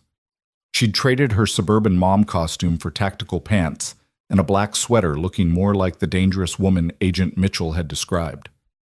"Welcome to my real office," she said as Connor entered.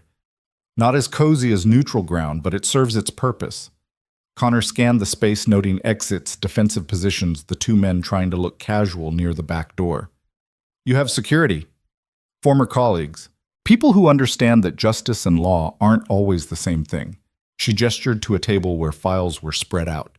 "Before we begin, I need to know, are you recording this?" Connor pulled out Mitchell's phone. His own phone removed the batteries from both and set them on a metal shelf. Satisfied. "It's a start." Rebecca walked to the table, her slight limp more pronounced now that she wasn't trying to hide it. Sarah's investigation began 3 years before she got sick. She was working in the cancer ward, seeing patterns others missed or ignored. She opened a file revealing medical records, charts, newspaper clippings. 17 cancer patients over 2 years, all from the Riverside neighborhood. All under 40, all aggressive cases, all dead within 18 months of diagnosis. "Cancer clusters happen," Connor said, though his jaw was tight. "They do, but not like this." Rebecca pulled out a map, red dots marking locations. Every victim lived within a half-mile radius of Brennan Chemical, the company that had been dumping toxins illegally for a decade. The company that Judge Wellington ruled in favor of when the EPA tried to shut them down. Connor studied the map. Sarah had made those dots. Her handwriting labeled the margins with notes, questions, connections. "She never told me she was investigating this." "She was protecting you, and Ruby. She knew how dangerous Wellington was." Rebecca opened another file. "This is Thomas Morrison, my father. No relation despite the shared last name I adopted. He was a forensic accountant who discovered Wellington was taking bribes from Brennan Chemical. Payments routed through shell companies, hidden in campaign contributions, washed through his wife's consulting firm." The photo showed a middle-aged man with kind eyes and Rebecca's sharp features. Wellington had him framed for embezzlement. Dad was arrested, convicted in Wellington's own courtroom conflict of interest that somehow no one noticed. He died in prison 3 months later, stabbed by an inmate who got early release the next week. "And Sarah?" Rebecca pulled out a medical file. "Your wife's cancer was specifically adenocarcinoma with unusual markers, the same type that affected 9 of the 17 victims. But Sarah's case was different. It appeared suddenly aggressively after she'd been healthy just weeks before. That's not how that cancer typically works." "You're saying she was poisoned?" "I'm saying someone with access to Brennan Chemical's waste products could have introduced carcinogens into her system. Someone who wanted her investigation to stop." Rebecca met his eyes. The day before Sarah was diagnosed, she'd made an appointment with a federal prosecutor. She never made that meeting. Connor's hands clenched. The memory of Sarah's sudden illness, the shock of the diagnosis, the rapid deterioration it all took on a different, darker meaning. Who else knows about this? A few. Most are dead or too scared to talk. Wellington doesn't just destroy his enemies, he destroys their families, their reputations, their legacies, makes examples of them. Then why are you still alive? Rebecca smiled coldly. Because I became someone else. Rebecca Morrison doesn't exist in any system that matters. I'm a ghost with resources, skills, and nothing left to lose. I've spent 7 years planning Wellington's destruction, but I needed someone like you, someone with the skills and the motivation to see it through. You knew about Sarah when you approached me. I knew she was investigating Wellington.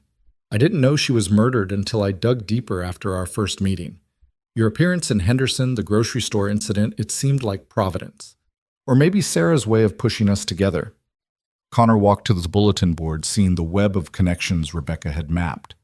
Wellington sat at the center like a spider threads connecting him to judges, politicians, business leaders, criminals. How many people has he killed? Directly. Maybe a dozen. Indirectly through his rulings and corruption. Hundreds. Possibly thousands. If you count the cancer victims from Brennan Chemical alone. And Mitchell's people know this. They know some of it, but Wellington has connections in every agency. Files disappear, witnesses recant, or vanish, investigations get shut down. Mitchell's group isn't trying to stop him, they're trying to control him, use him as an asset. Connor turned to face her. So, what's your plan? You can't just kill him. He's about to run for Senate, too high profile. Kill him. No, that would make him a martyr. His allies would spin it as an attack on justice itself. Rebecca pulled out a leather-bound ledger. This is Wellington's real accounting. Every bribe, every murder, every crime documented in his own hand. He's arrogant enough to keep records hidden in a safe in his home office. You've seen it. Photos taken by someone who died 2 days later in a car accident, but I know where it is, how to get to it. What I didn't have was someone skilled enough to retrieve it while making it look like Wellington's enemies in organized crime were responsible. Frame job. Justice. Wellington's been taking money from the Torino crime family for years, but lately he's been favoring their rivals. The Torinos are angry, looking for leverage. If that ledger surfaces in their hands, if copies get sent to every major news outlet, to the FBI, to congressional oversight committees, Wellington goes down and it looks like criminal infighting. Exactly. No martyrdom, no conspiracy theories. Just a corrupt judge finally facing justice. Connor considered the plan. It was elegant, comprehensive, and incredibly dangerous. When what? Tomorrow night, Wellington's hosting a fundraiser at his estate. 500 guests, security focused on the perimeter, everyone distracted by politics and champagne. You've been invited. Rebecca Morrison hasn't, but Charlotte Harrison has. She pulled out an ID, her photo, but different hair, different name. Philanthropist, major donor, the kind of person Wellington cultivates. You'll be my security consultant. Background's already established, references check out. And if something goes wrong, then we implement Plan B, which is, we burn it all down and run. I have exit strategies for both of us. New identities, clean papers, enough money to start over anywhere. Ruby would come with you, of course.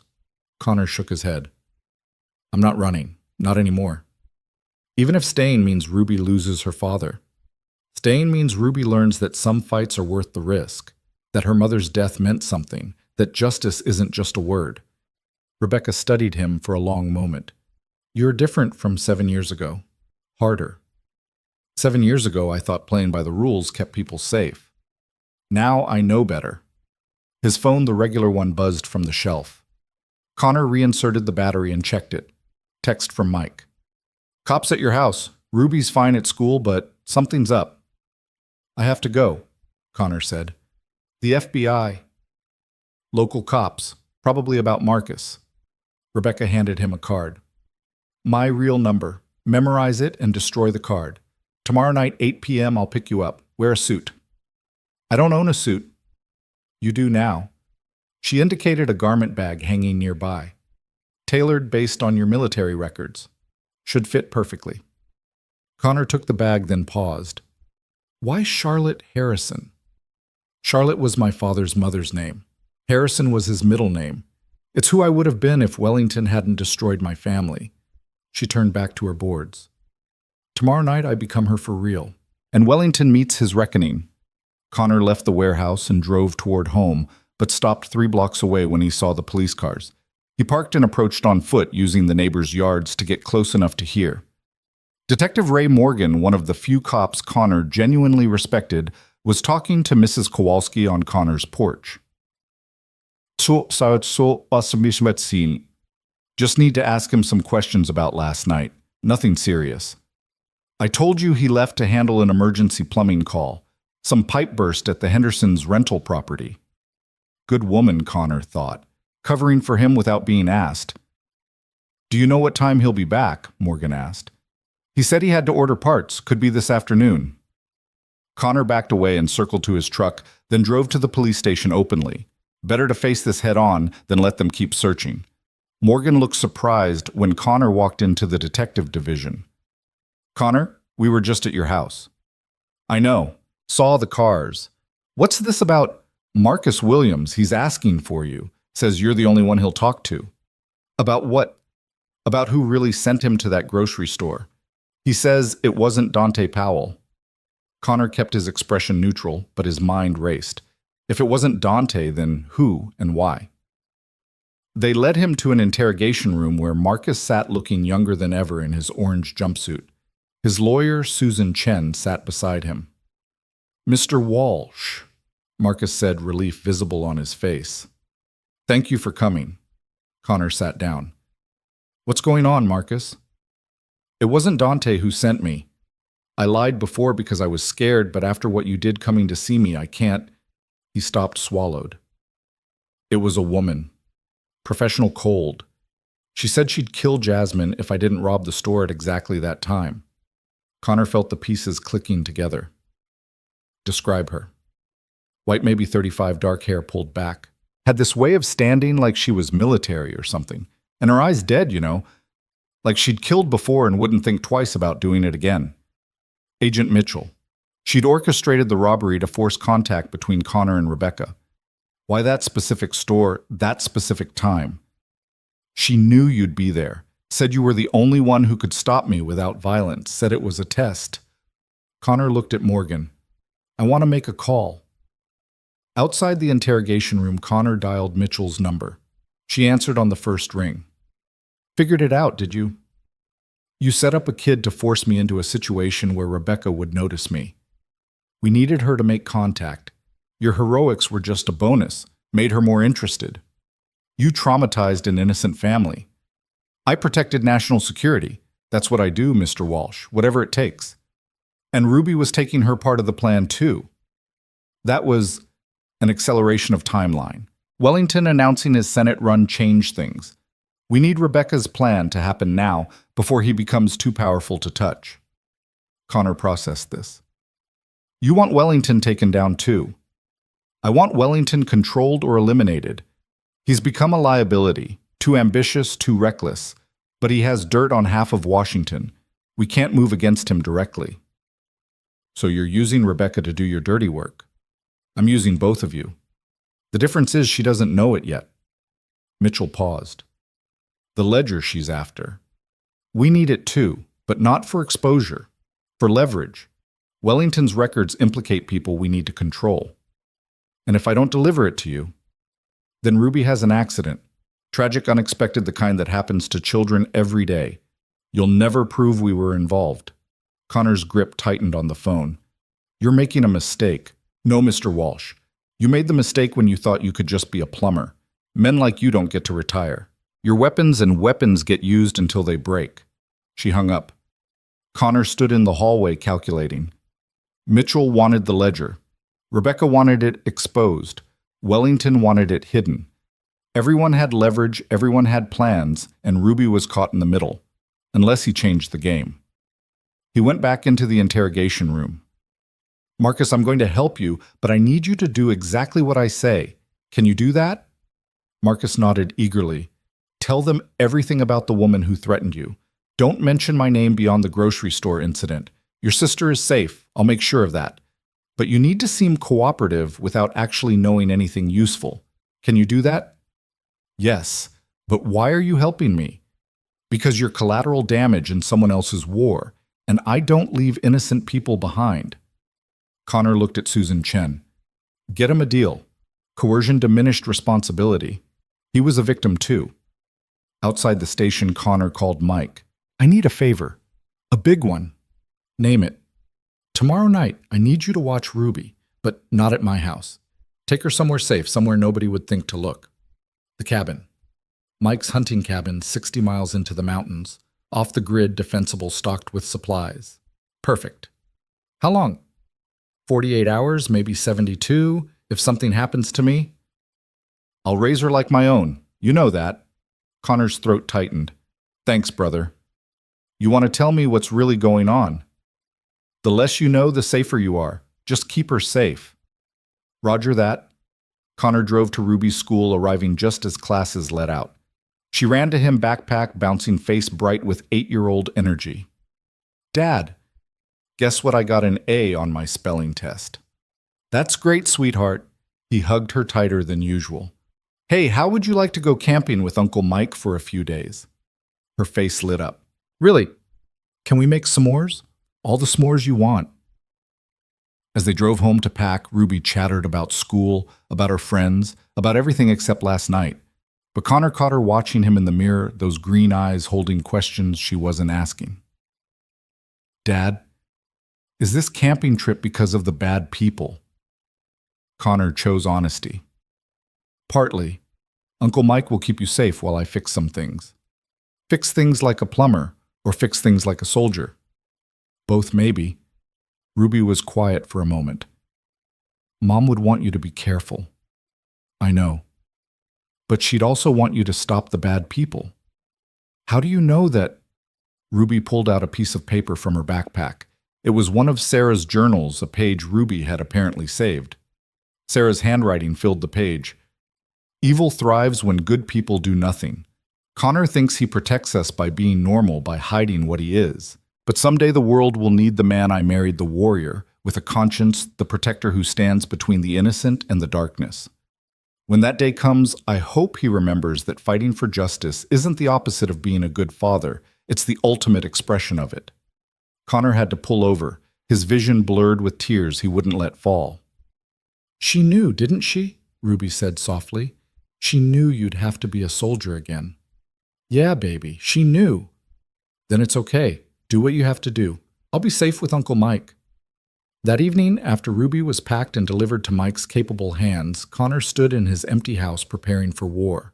The suit Rebecca had provided fit perfectly expensive fabric tailored to conceal weapons, looking like something a high-end security consultant would wear. He loaded the SIG, strapped a knife to his ankle, and placed the various phones his Mitchell's a burner in different pockets. Each one connected to a different faction in this war, each one a liability and an asset. The colonel's information had come through pages of data on Wellington, his connections, his crimes. Most of it confirmed what Rebecca had shown him, but there were additional details. Wellington's wife had left him 6 months ago, was in hiding. His son had died of an overdose, supposedly suicide but suspicious circumstances. The man had destroyed his own family along with everyone else's. Connor's regular phone buzzed. "Rebecca, car arriving in 5 minutes." He looked around the house one last time. Photos of Sarah, of Ruby, of the life they'd built on lies and half-truths. After tomorrow, everything would change. Either Wellington would fall or Connor would. Either way, the plumber's simple life was over. A black town car pulled up outside. Connor locked his door and walked toward his fate. Sarah's words echoing in his mind, the warrior with a conscience. He got in the car. Rebecca was already inside, transformed into Charlotte Harrison, elegant dress, perfect makeup, every inch the philanthropist. But underneath, Connor could see the weapons, the tension, the years of planning coming to fruition. "You ready for this?" she asked. "I've been ready for 7 years. I just didn't know it." As they drove toward Wellington's estate, Connor thought about Ruby safe in the mountains, about Sarah dead in the ground, about Marcus in his cell, about all the innocents caught in the crossfire of powerful men's games. Tonight that would change. Tonight the ledger would be found. Tonight justice would begin. The car approached Wellington's estate, a mansion lit up like a beacon full of people celebrating a monster's ambition. Guards at the gate checking invitations, but they'd never see the real threat coming. Because the real threat wasn't the ghost seeking revenge or the soldier seeking justice. The real threat was the father who'd lost everything and had nothing left to lose but his daughter, and that made Connor Walsh the most dangerous man at the party. "Remember," Rebecca said as they approached the gate, "we're just here for the ledger. In and out, no confrontation." Connor nodded, but his hand rested on the SIG beneath his jacket.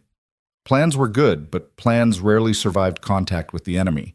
And tonight there were enemies everywhere. Wellington Mitchell's people, possibly the Torinos, and God knew who else. The guard checked their invitations, waved them through. The car rolled up the circular drive toward the house where Sarah's killer was holding court, accepting congratulations on his Senate run, never knowing that his carefully constructed world was about to collapse. Connor helped Rebecca out of the car, playing the role of security consultant scanning for threats that were very real. As they walked toward the entrance, she whispered, "Whatever happens, get the ledger, even if you have to leave me behind." "Nobody gets left behind," Connor replied. "Not anymore." They entered the lion's den, two ghosts seeking justice in a world that had forgotten what the word meant. But tonight they would remind everyone. Tonight Wellington would learn what Sarah had known all along, that nobody was untouchable. The party swirled around them, powerful people making deals, trading favors, never noticing the danger walking among them. Connor marked exits, counted security, noted which guests were armed. The habits of a lifetime impossible to suppress. And somewhere in this house, hidden in a safe, was a ledger that would bring it all crashing down. Time to go to work. The ballroom gleamed with the kind of wealth that never questioned its origins. Crystal chandeliers cast dancing shadows across marble floors while a string quartet played something classical and forgettable. Connor moved through the crowd like a shark through schools of oblivious fish, Rebecca on his arm, both of them wearing their lies like designer clothes. Judge James Wellington stood near the grand staircase, surrounded by admirers and sycophants, silver-haired, distinguished, radiating the kind of authority that made people trust him instinctively. Connor studied him with the patience of a sniper, cataloging details, the slight favor of his left knee, from an old tennis injury, the way his eyes never stopped moving despite his smile, the two bodyguards trying to look casual at 3 and 9 o'clock. "Charlotte Harrison," Rebecca said smoothly as they approached, her voice carrying just enough Boston Brahmin to be believable. "Such an honor to finally meet you, Judge Wellington." Wellington's eyes assessed her with the calculation of a man who measured everyone's value instantly. "Miss Harrison, your donation was extremely generous. I'm glad you could attend." "I believe in investing in leadership with vision," Rebecca replied, and Connor marveled at how easily she wore this skin, this life that should have been hers. "This is my security consultant, Mr. Thomas. After that dreadful business in Boston last month, I don't go anywhere without protection." Wellington barely glanced at Connor, dismissing him as hired help. Perfect. The invisible man saw everything while being seen by no one. "I understand completely," Wellington said. "Security is paramount in these troubled times. In fact, it's going to be a cornerstone of my campaign, making our streets safe again, ensuring justice prevails." Connor bit back bile at hearing this murderer speak of justice. Sarah's face flashed in his mind, pale and thin in those final days, still trying to protect him from the truth she'd uncovered. "I'd love to hear more about your plans," Rebecca said, touching Wellington's arm lightly. "Perhaps somewhere quieter." "The crowd is a bit overwhelming." Wellington's smile shifted, becoming predatory. He thought he was being propositioned. "My study is just upstairs. We could discuss my platform in private." "That sounds perfect." As they moved toward the stairs, Connor caught movement in his peripheral vision. A woman in catering uniform, but her stance was wrong, her eyes too alert. Mitchell's people. They were here watching, waiting for Connor to deliver the ledger. Wellington's study was exactly what Connor expected: dark wood leather-bound books that had never been read, photos with powerful people, and behind the desk a painting that was slightly askew. The safe. "Brandy," Wellington offered, moving to a crystal decanter. "Please." Rebecca accepted while Connor positioned himself by the door, playing the bodyguard role while actually checking for additional security measures. 2 cameras, one obvious one hidden. Motion sensor in the corner, the window wired for alarms. Wellington handed Rebecca a glass, keeping one for himself. "So, Ms. Harrison, what specifically interests you about my campaign?" "Justice," Rebecca said simply. "I've seen too many criminals escape consequences, too many good people destroyed by a system that protects the wrong people."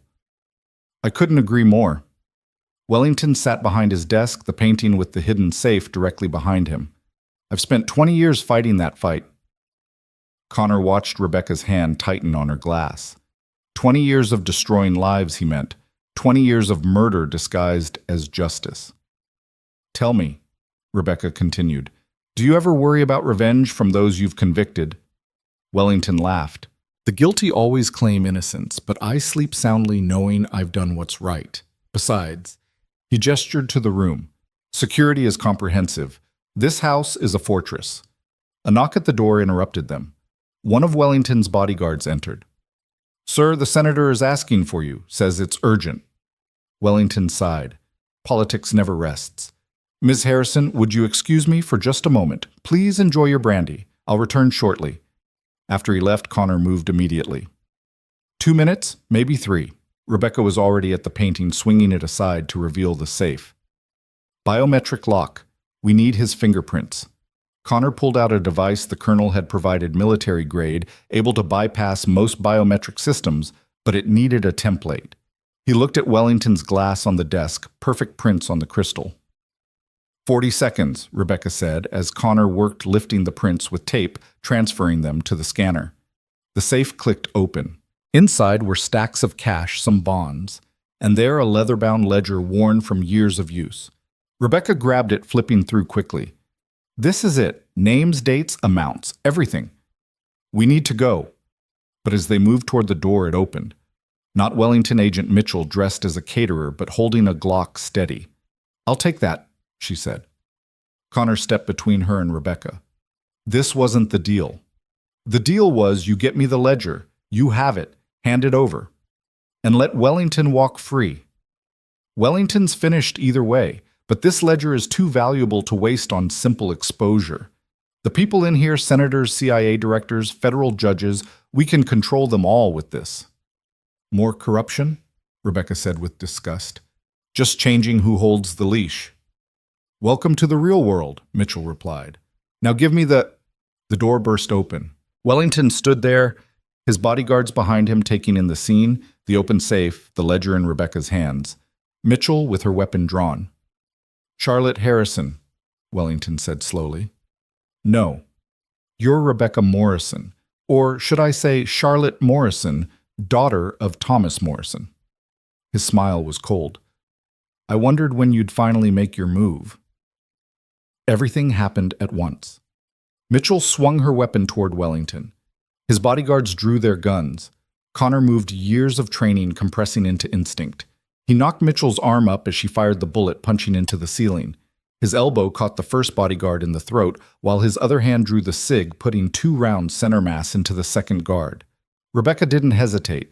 She threw the brandy in Wellington's face and dove behind the desk as more guards flooded the room. Connor flipped the heavy oak desk for cover as bullets started flying. So much for in and out quietly, he muttered, returning fire. Mitchell had taken cover behind a bookshelf, shooting at both them and Wellington's people. The ledger. Get me that ledger. Wellington was screaming orders, calling for more security, but also reaching for something in his jacket, a small pistol pearl-handled, probably never fired in anger. Connor counted muzzle flashes. 4 hostiles in the room, more in the hallway. Mitchell pinned down but still dangerous. Rebecca beside him, the ledger clutched to her chest, her elegant dress now torn and blood-stained. We need an exit, she said. Connor looked at the window. 3rd floor, but there was a balcony below 2nd floor. Can you jump? Do I have a choice? He provided covering fire while Rebecca shot out the window with a lamp base. Cold air rushed in along with the sound of sirens. Someone had called 911. Go! Connor shouted. Rebecca jumped, landing hard on the balcony below. Connor heard her grunt of pain, but she kept moving. He turned to follow, but Wellington was there, that pearl-handled pistol aimed at his face. You killed my wife, Connor said. Wellington's eyes widened slightly. Walsh. You're Connor Walsh, Sarah's husband. You poisoned her, made it look like cancer. She was interfering with things beyond her understanding, just like her husband is now. Wellington's finger tightened on the trigger. Connor moved faster. A lifetime of violence condensed into a moment. His hand swept Wellington's gun aside as it fired the bullet singing past his ear. His other hand, still holding the SIG, came up. But he didn't shoot Wellington in the head or the heart. He shot him in the knee, the exact spot where the old injury was. Wellington screamed, dropping, and Connor stood over him. That's for Sarah, he said. Prison is for everyone else. Mitchell appeared in the doorway. Walsh the ledger. Already gone, Connor said, backing toward the window. Your move, Mitchell. Save Wellington or chase us. Can't do both. He jumped. The landing rattled his bones, sent fire through his bad shoulder, but he rolled with it, came up running. Rebecca was already at the edge of the second balcony, looking down at the gardens below. There. She pointed at a service van parked near the kitchen entrance. Behind them, gunfire erupted as Mitchell engaged Wellington's remaining security. They jumped again, bushes breaking their fall thorns, tearing clothes and skin. Connor pulled Rebecca up, and they ran, sirens getting closer, the entire estate now in chaos.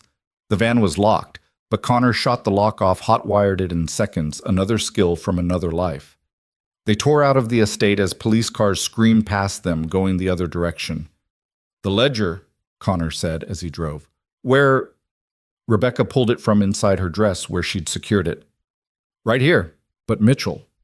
"Mitchell just got caught in a firefight at a judge's estate. She's got bigger problems now."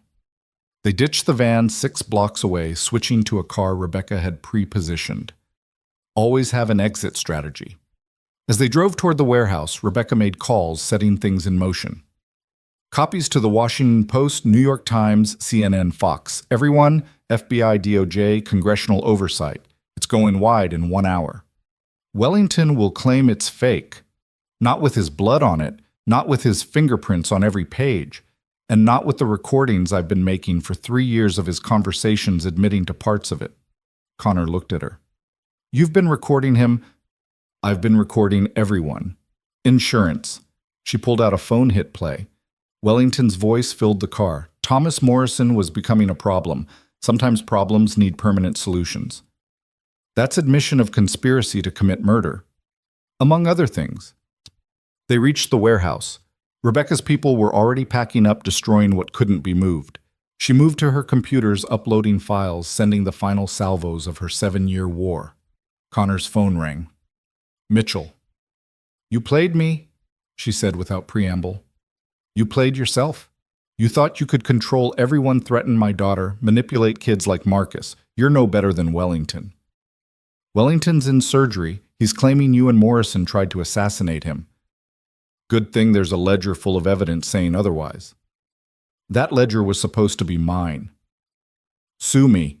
Mitchell's voice went cold. "This isn't over, Walsh. You've made an enemy of people you can't even imagine. Take a number." He hung up and immediately called Mike. "How's Ruby?" "Safe. Making s'mores and telling ghost stories. Kid's tougher than most rangers I knew. Keep her there another day. Things are about to get crazy." "Already is." News is breaking everywhere. Judge Wellington accused of massive corruption. FBI, CIA, dozens of officials implicated. "You did this. We did this." "Sarah would be proud." Connor's throat tightened. "Yeah, she would." The warehouse doors burst open.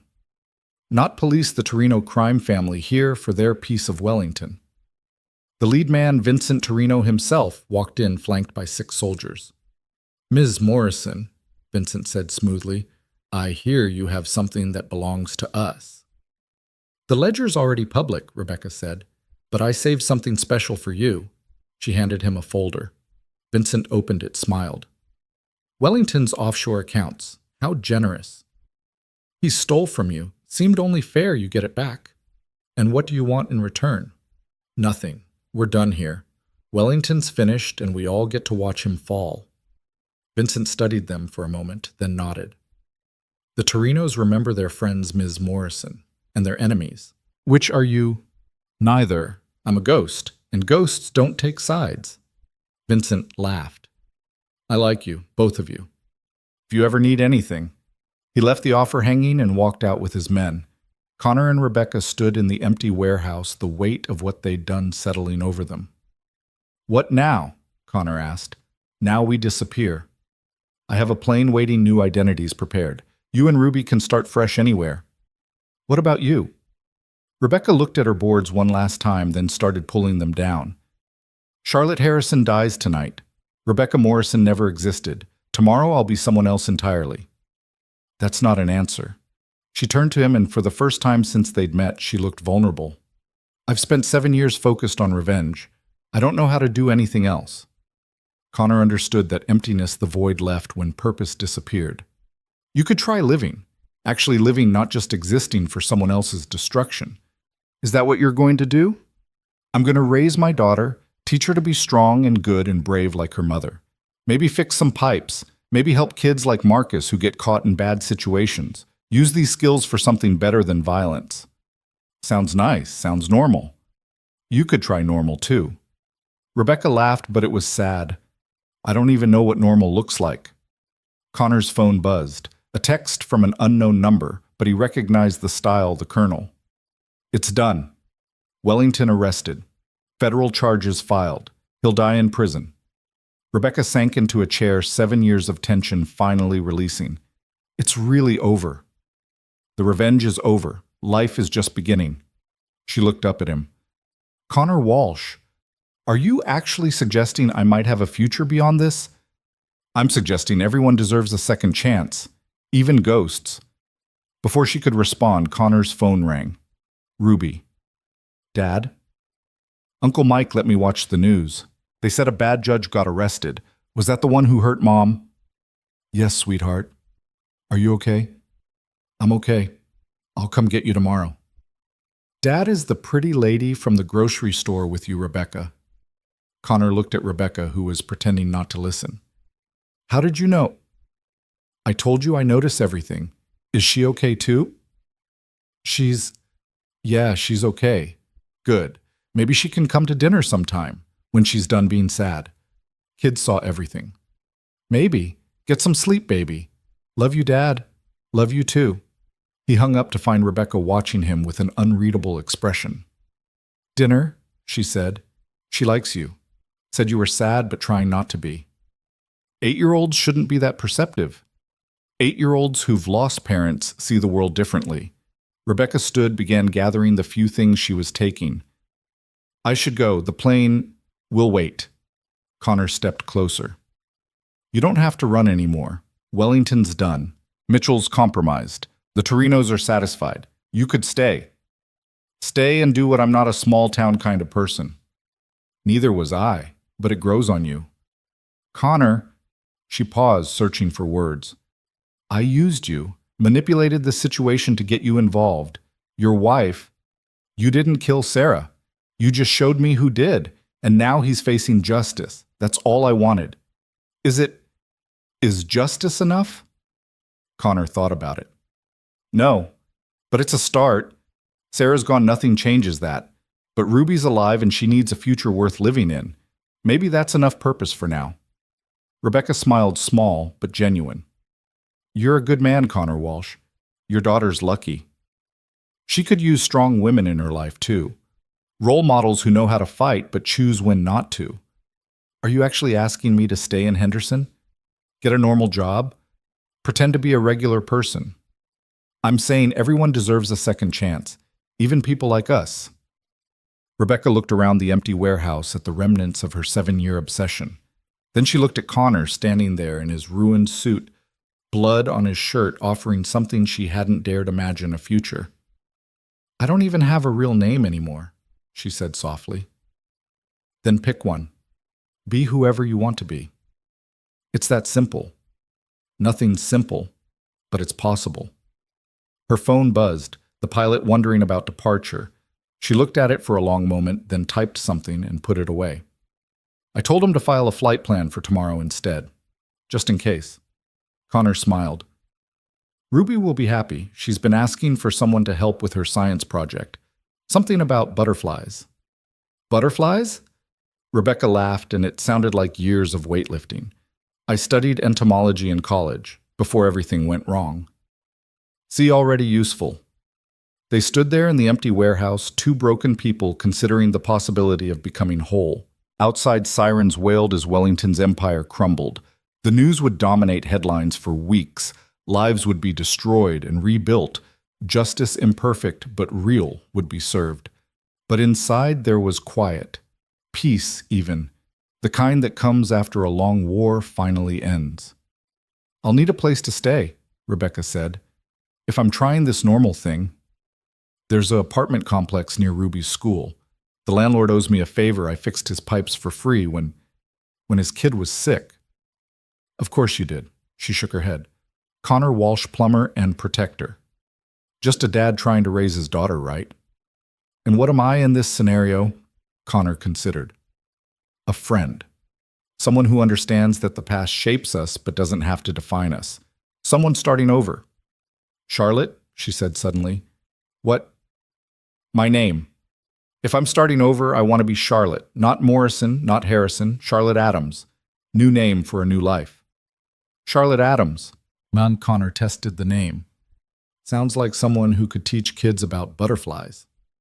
Or help a single dad remember there's life beyond survival. They left the warehouse together, driving through Henderson's quiet streets toward uncertain futures. The radio was full of breaking news about Wellington, about corruption exposed, about justice served, but Connor turned it off. That was the past now. I should warn you, he said as they drove, small-town life is really boring, like seriously boring. PTA meetings, bake sales, little league games. Sounds terrifying, Charlotte replied, but she was smiling. Do I have to learn to bake? Ruby would love that. Fair warning, she's obsessed with dinosaur-shaped everything. Dinosaurs I can handle. It's the normal human interaction I'm worried about. They pulled up to Connor's house. The lights were off. Ruby safe in the mountains with Mike, but tomorrow she'd be home. Tomorrow, life would begin again. Thank you, Charlotte said quietly, for offering this chance. Thank you for showing me the truth. About Sarah, about Wellington, about everything. What do we do now? Connor looked at his small, ordinary house, thought about his daughter, about the future stretching ahead full of possibility instead of just pain.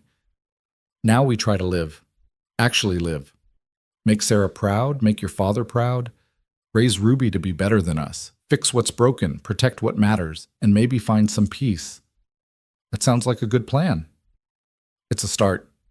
Charlotte looked at him, this man who'd lost everything and somehow kept his humanity, who'd been weapon and protector, soldier and father, never losing sight of what mattered. Connor, what if I'm not good at normal? Then you'll fit right in. None of us are. She laughed, real and unguarded. Dinner tomorrow. After Ruby gets back, I should probably meet her properly if I'm going to help with butterflies. 6 o'clock. Ruby insists on mac and cheese Wednesdays. Mac and cheese, Charlotte tested the words like a foreign language.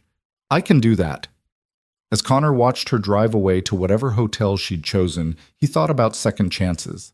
About Sarah, who'd wanted him to be the warrior with a conscience. About Ruby, who saw everything and loved anyway. About Marcus getting a second chance at being a good brother. About Charlotte learning to be human again after years of being a ghost. His phone buzzed. Mike. News says Wellington's lawyering up, but the evidence is overwhelming. He's done. You did it, brother. Connor typed back, we did it. All of us. Another text, this one from Susan Chen. Marcus is being released tomorrow. Charges dropped due to coercion. He asked me to thank you. Then Agent Mitchell, this isn't over. Connor deleted Mitchell's message without responding. It was over enough. Wellington would face justice. Ruby was safe. And tomorrow a woman named Charlotte Adams would come to dinner and help with a butterfly project. It wasn't the life he'd planned. Sarah was still gone. That hole would never completely heal, but it was life real and messy and full of possibility. Connor Walsh stood on his porch looking at the stars Sarah used to love and made a promise. I'll raise her right, he whispered to the night. I'll teach her to be strong and good and brave like you. And maybe, just maybe, I'll learn to be happy again. The stars didn't answer, but somewhere he thought Sarah was smiling. Tomorrow would bring new challenges. Mitchell might make good on her threats. The Torinos might call in their implied favor. Charlotte might struggle with normal life. Ruby might ask hard questions about everything that had happened. But tonight Wellington was in custody. Justice had been served. And a little girl would sleep safe in the mountains, dreaming of butterflies and dinosaurs, and a world where heroes still won. Connor went inside, locked the door, and prepared for tomorrow. The plumber was back, but the soldier would always be ready if needed. And somewhere between the two, he might find the man Sarah had always believed he could be, the warrior with a conscience who chose to build rather than destroy. In the morning, he'd pick up his daughter. They'd make breakfast together. Charlotte would come to dinner. Life would go on. And maybe, just maybe, that would be enough.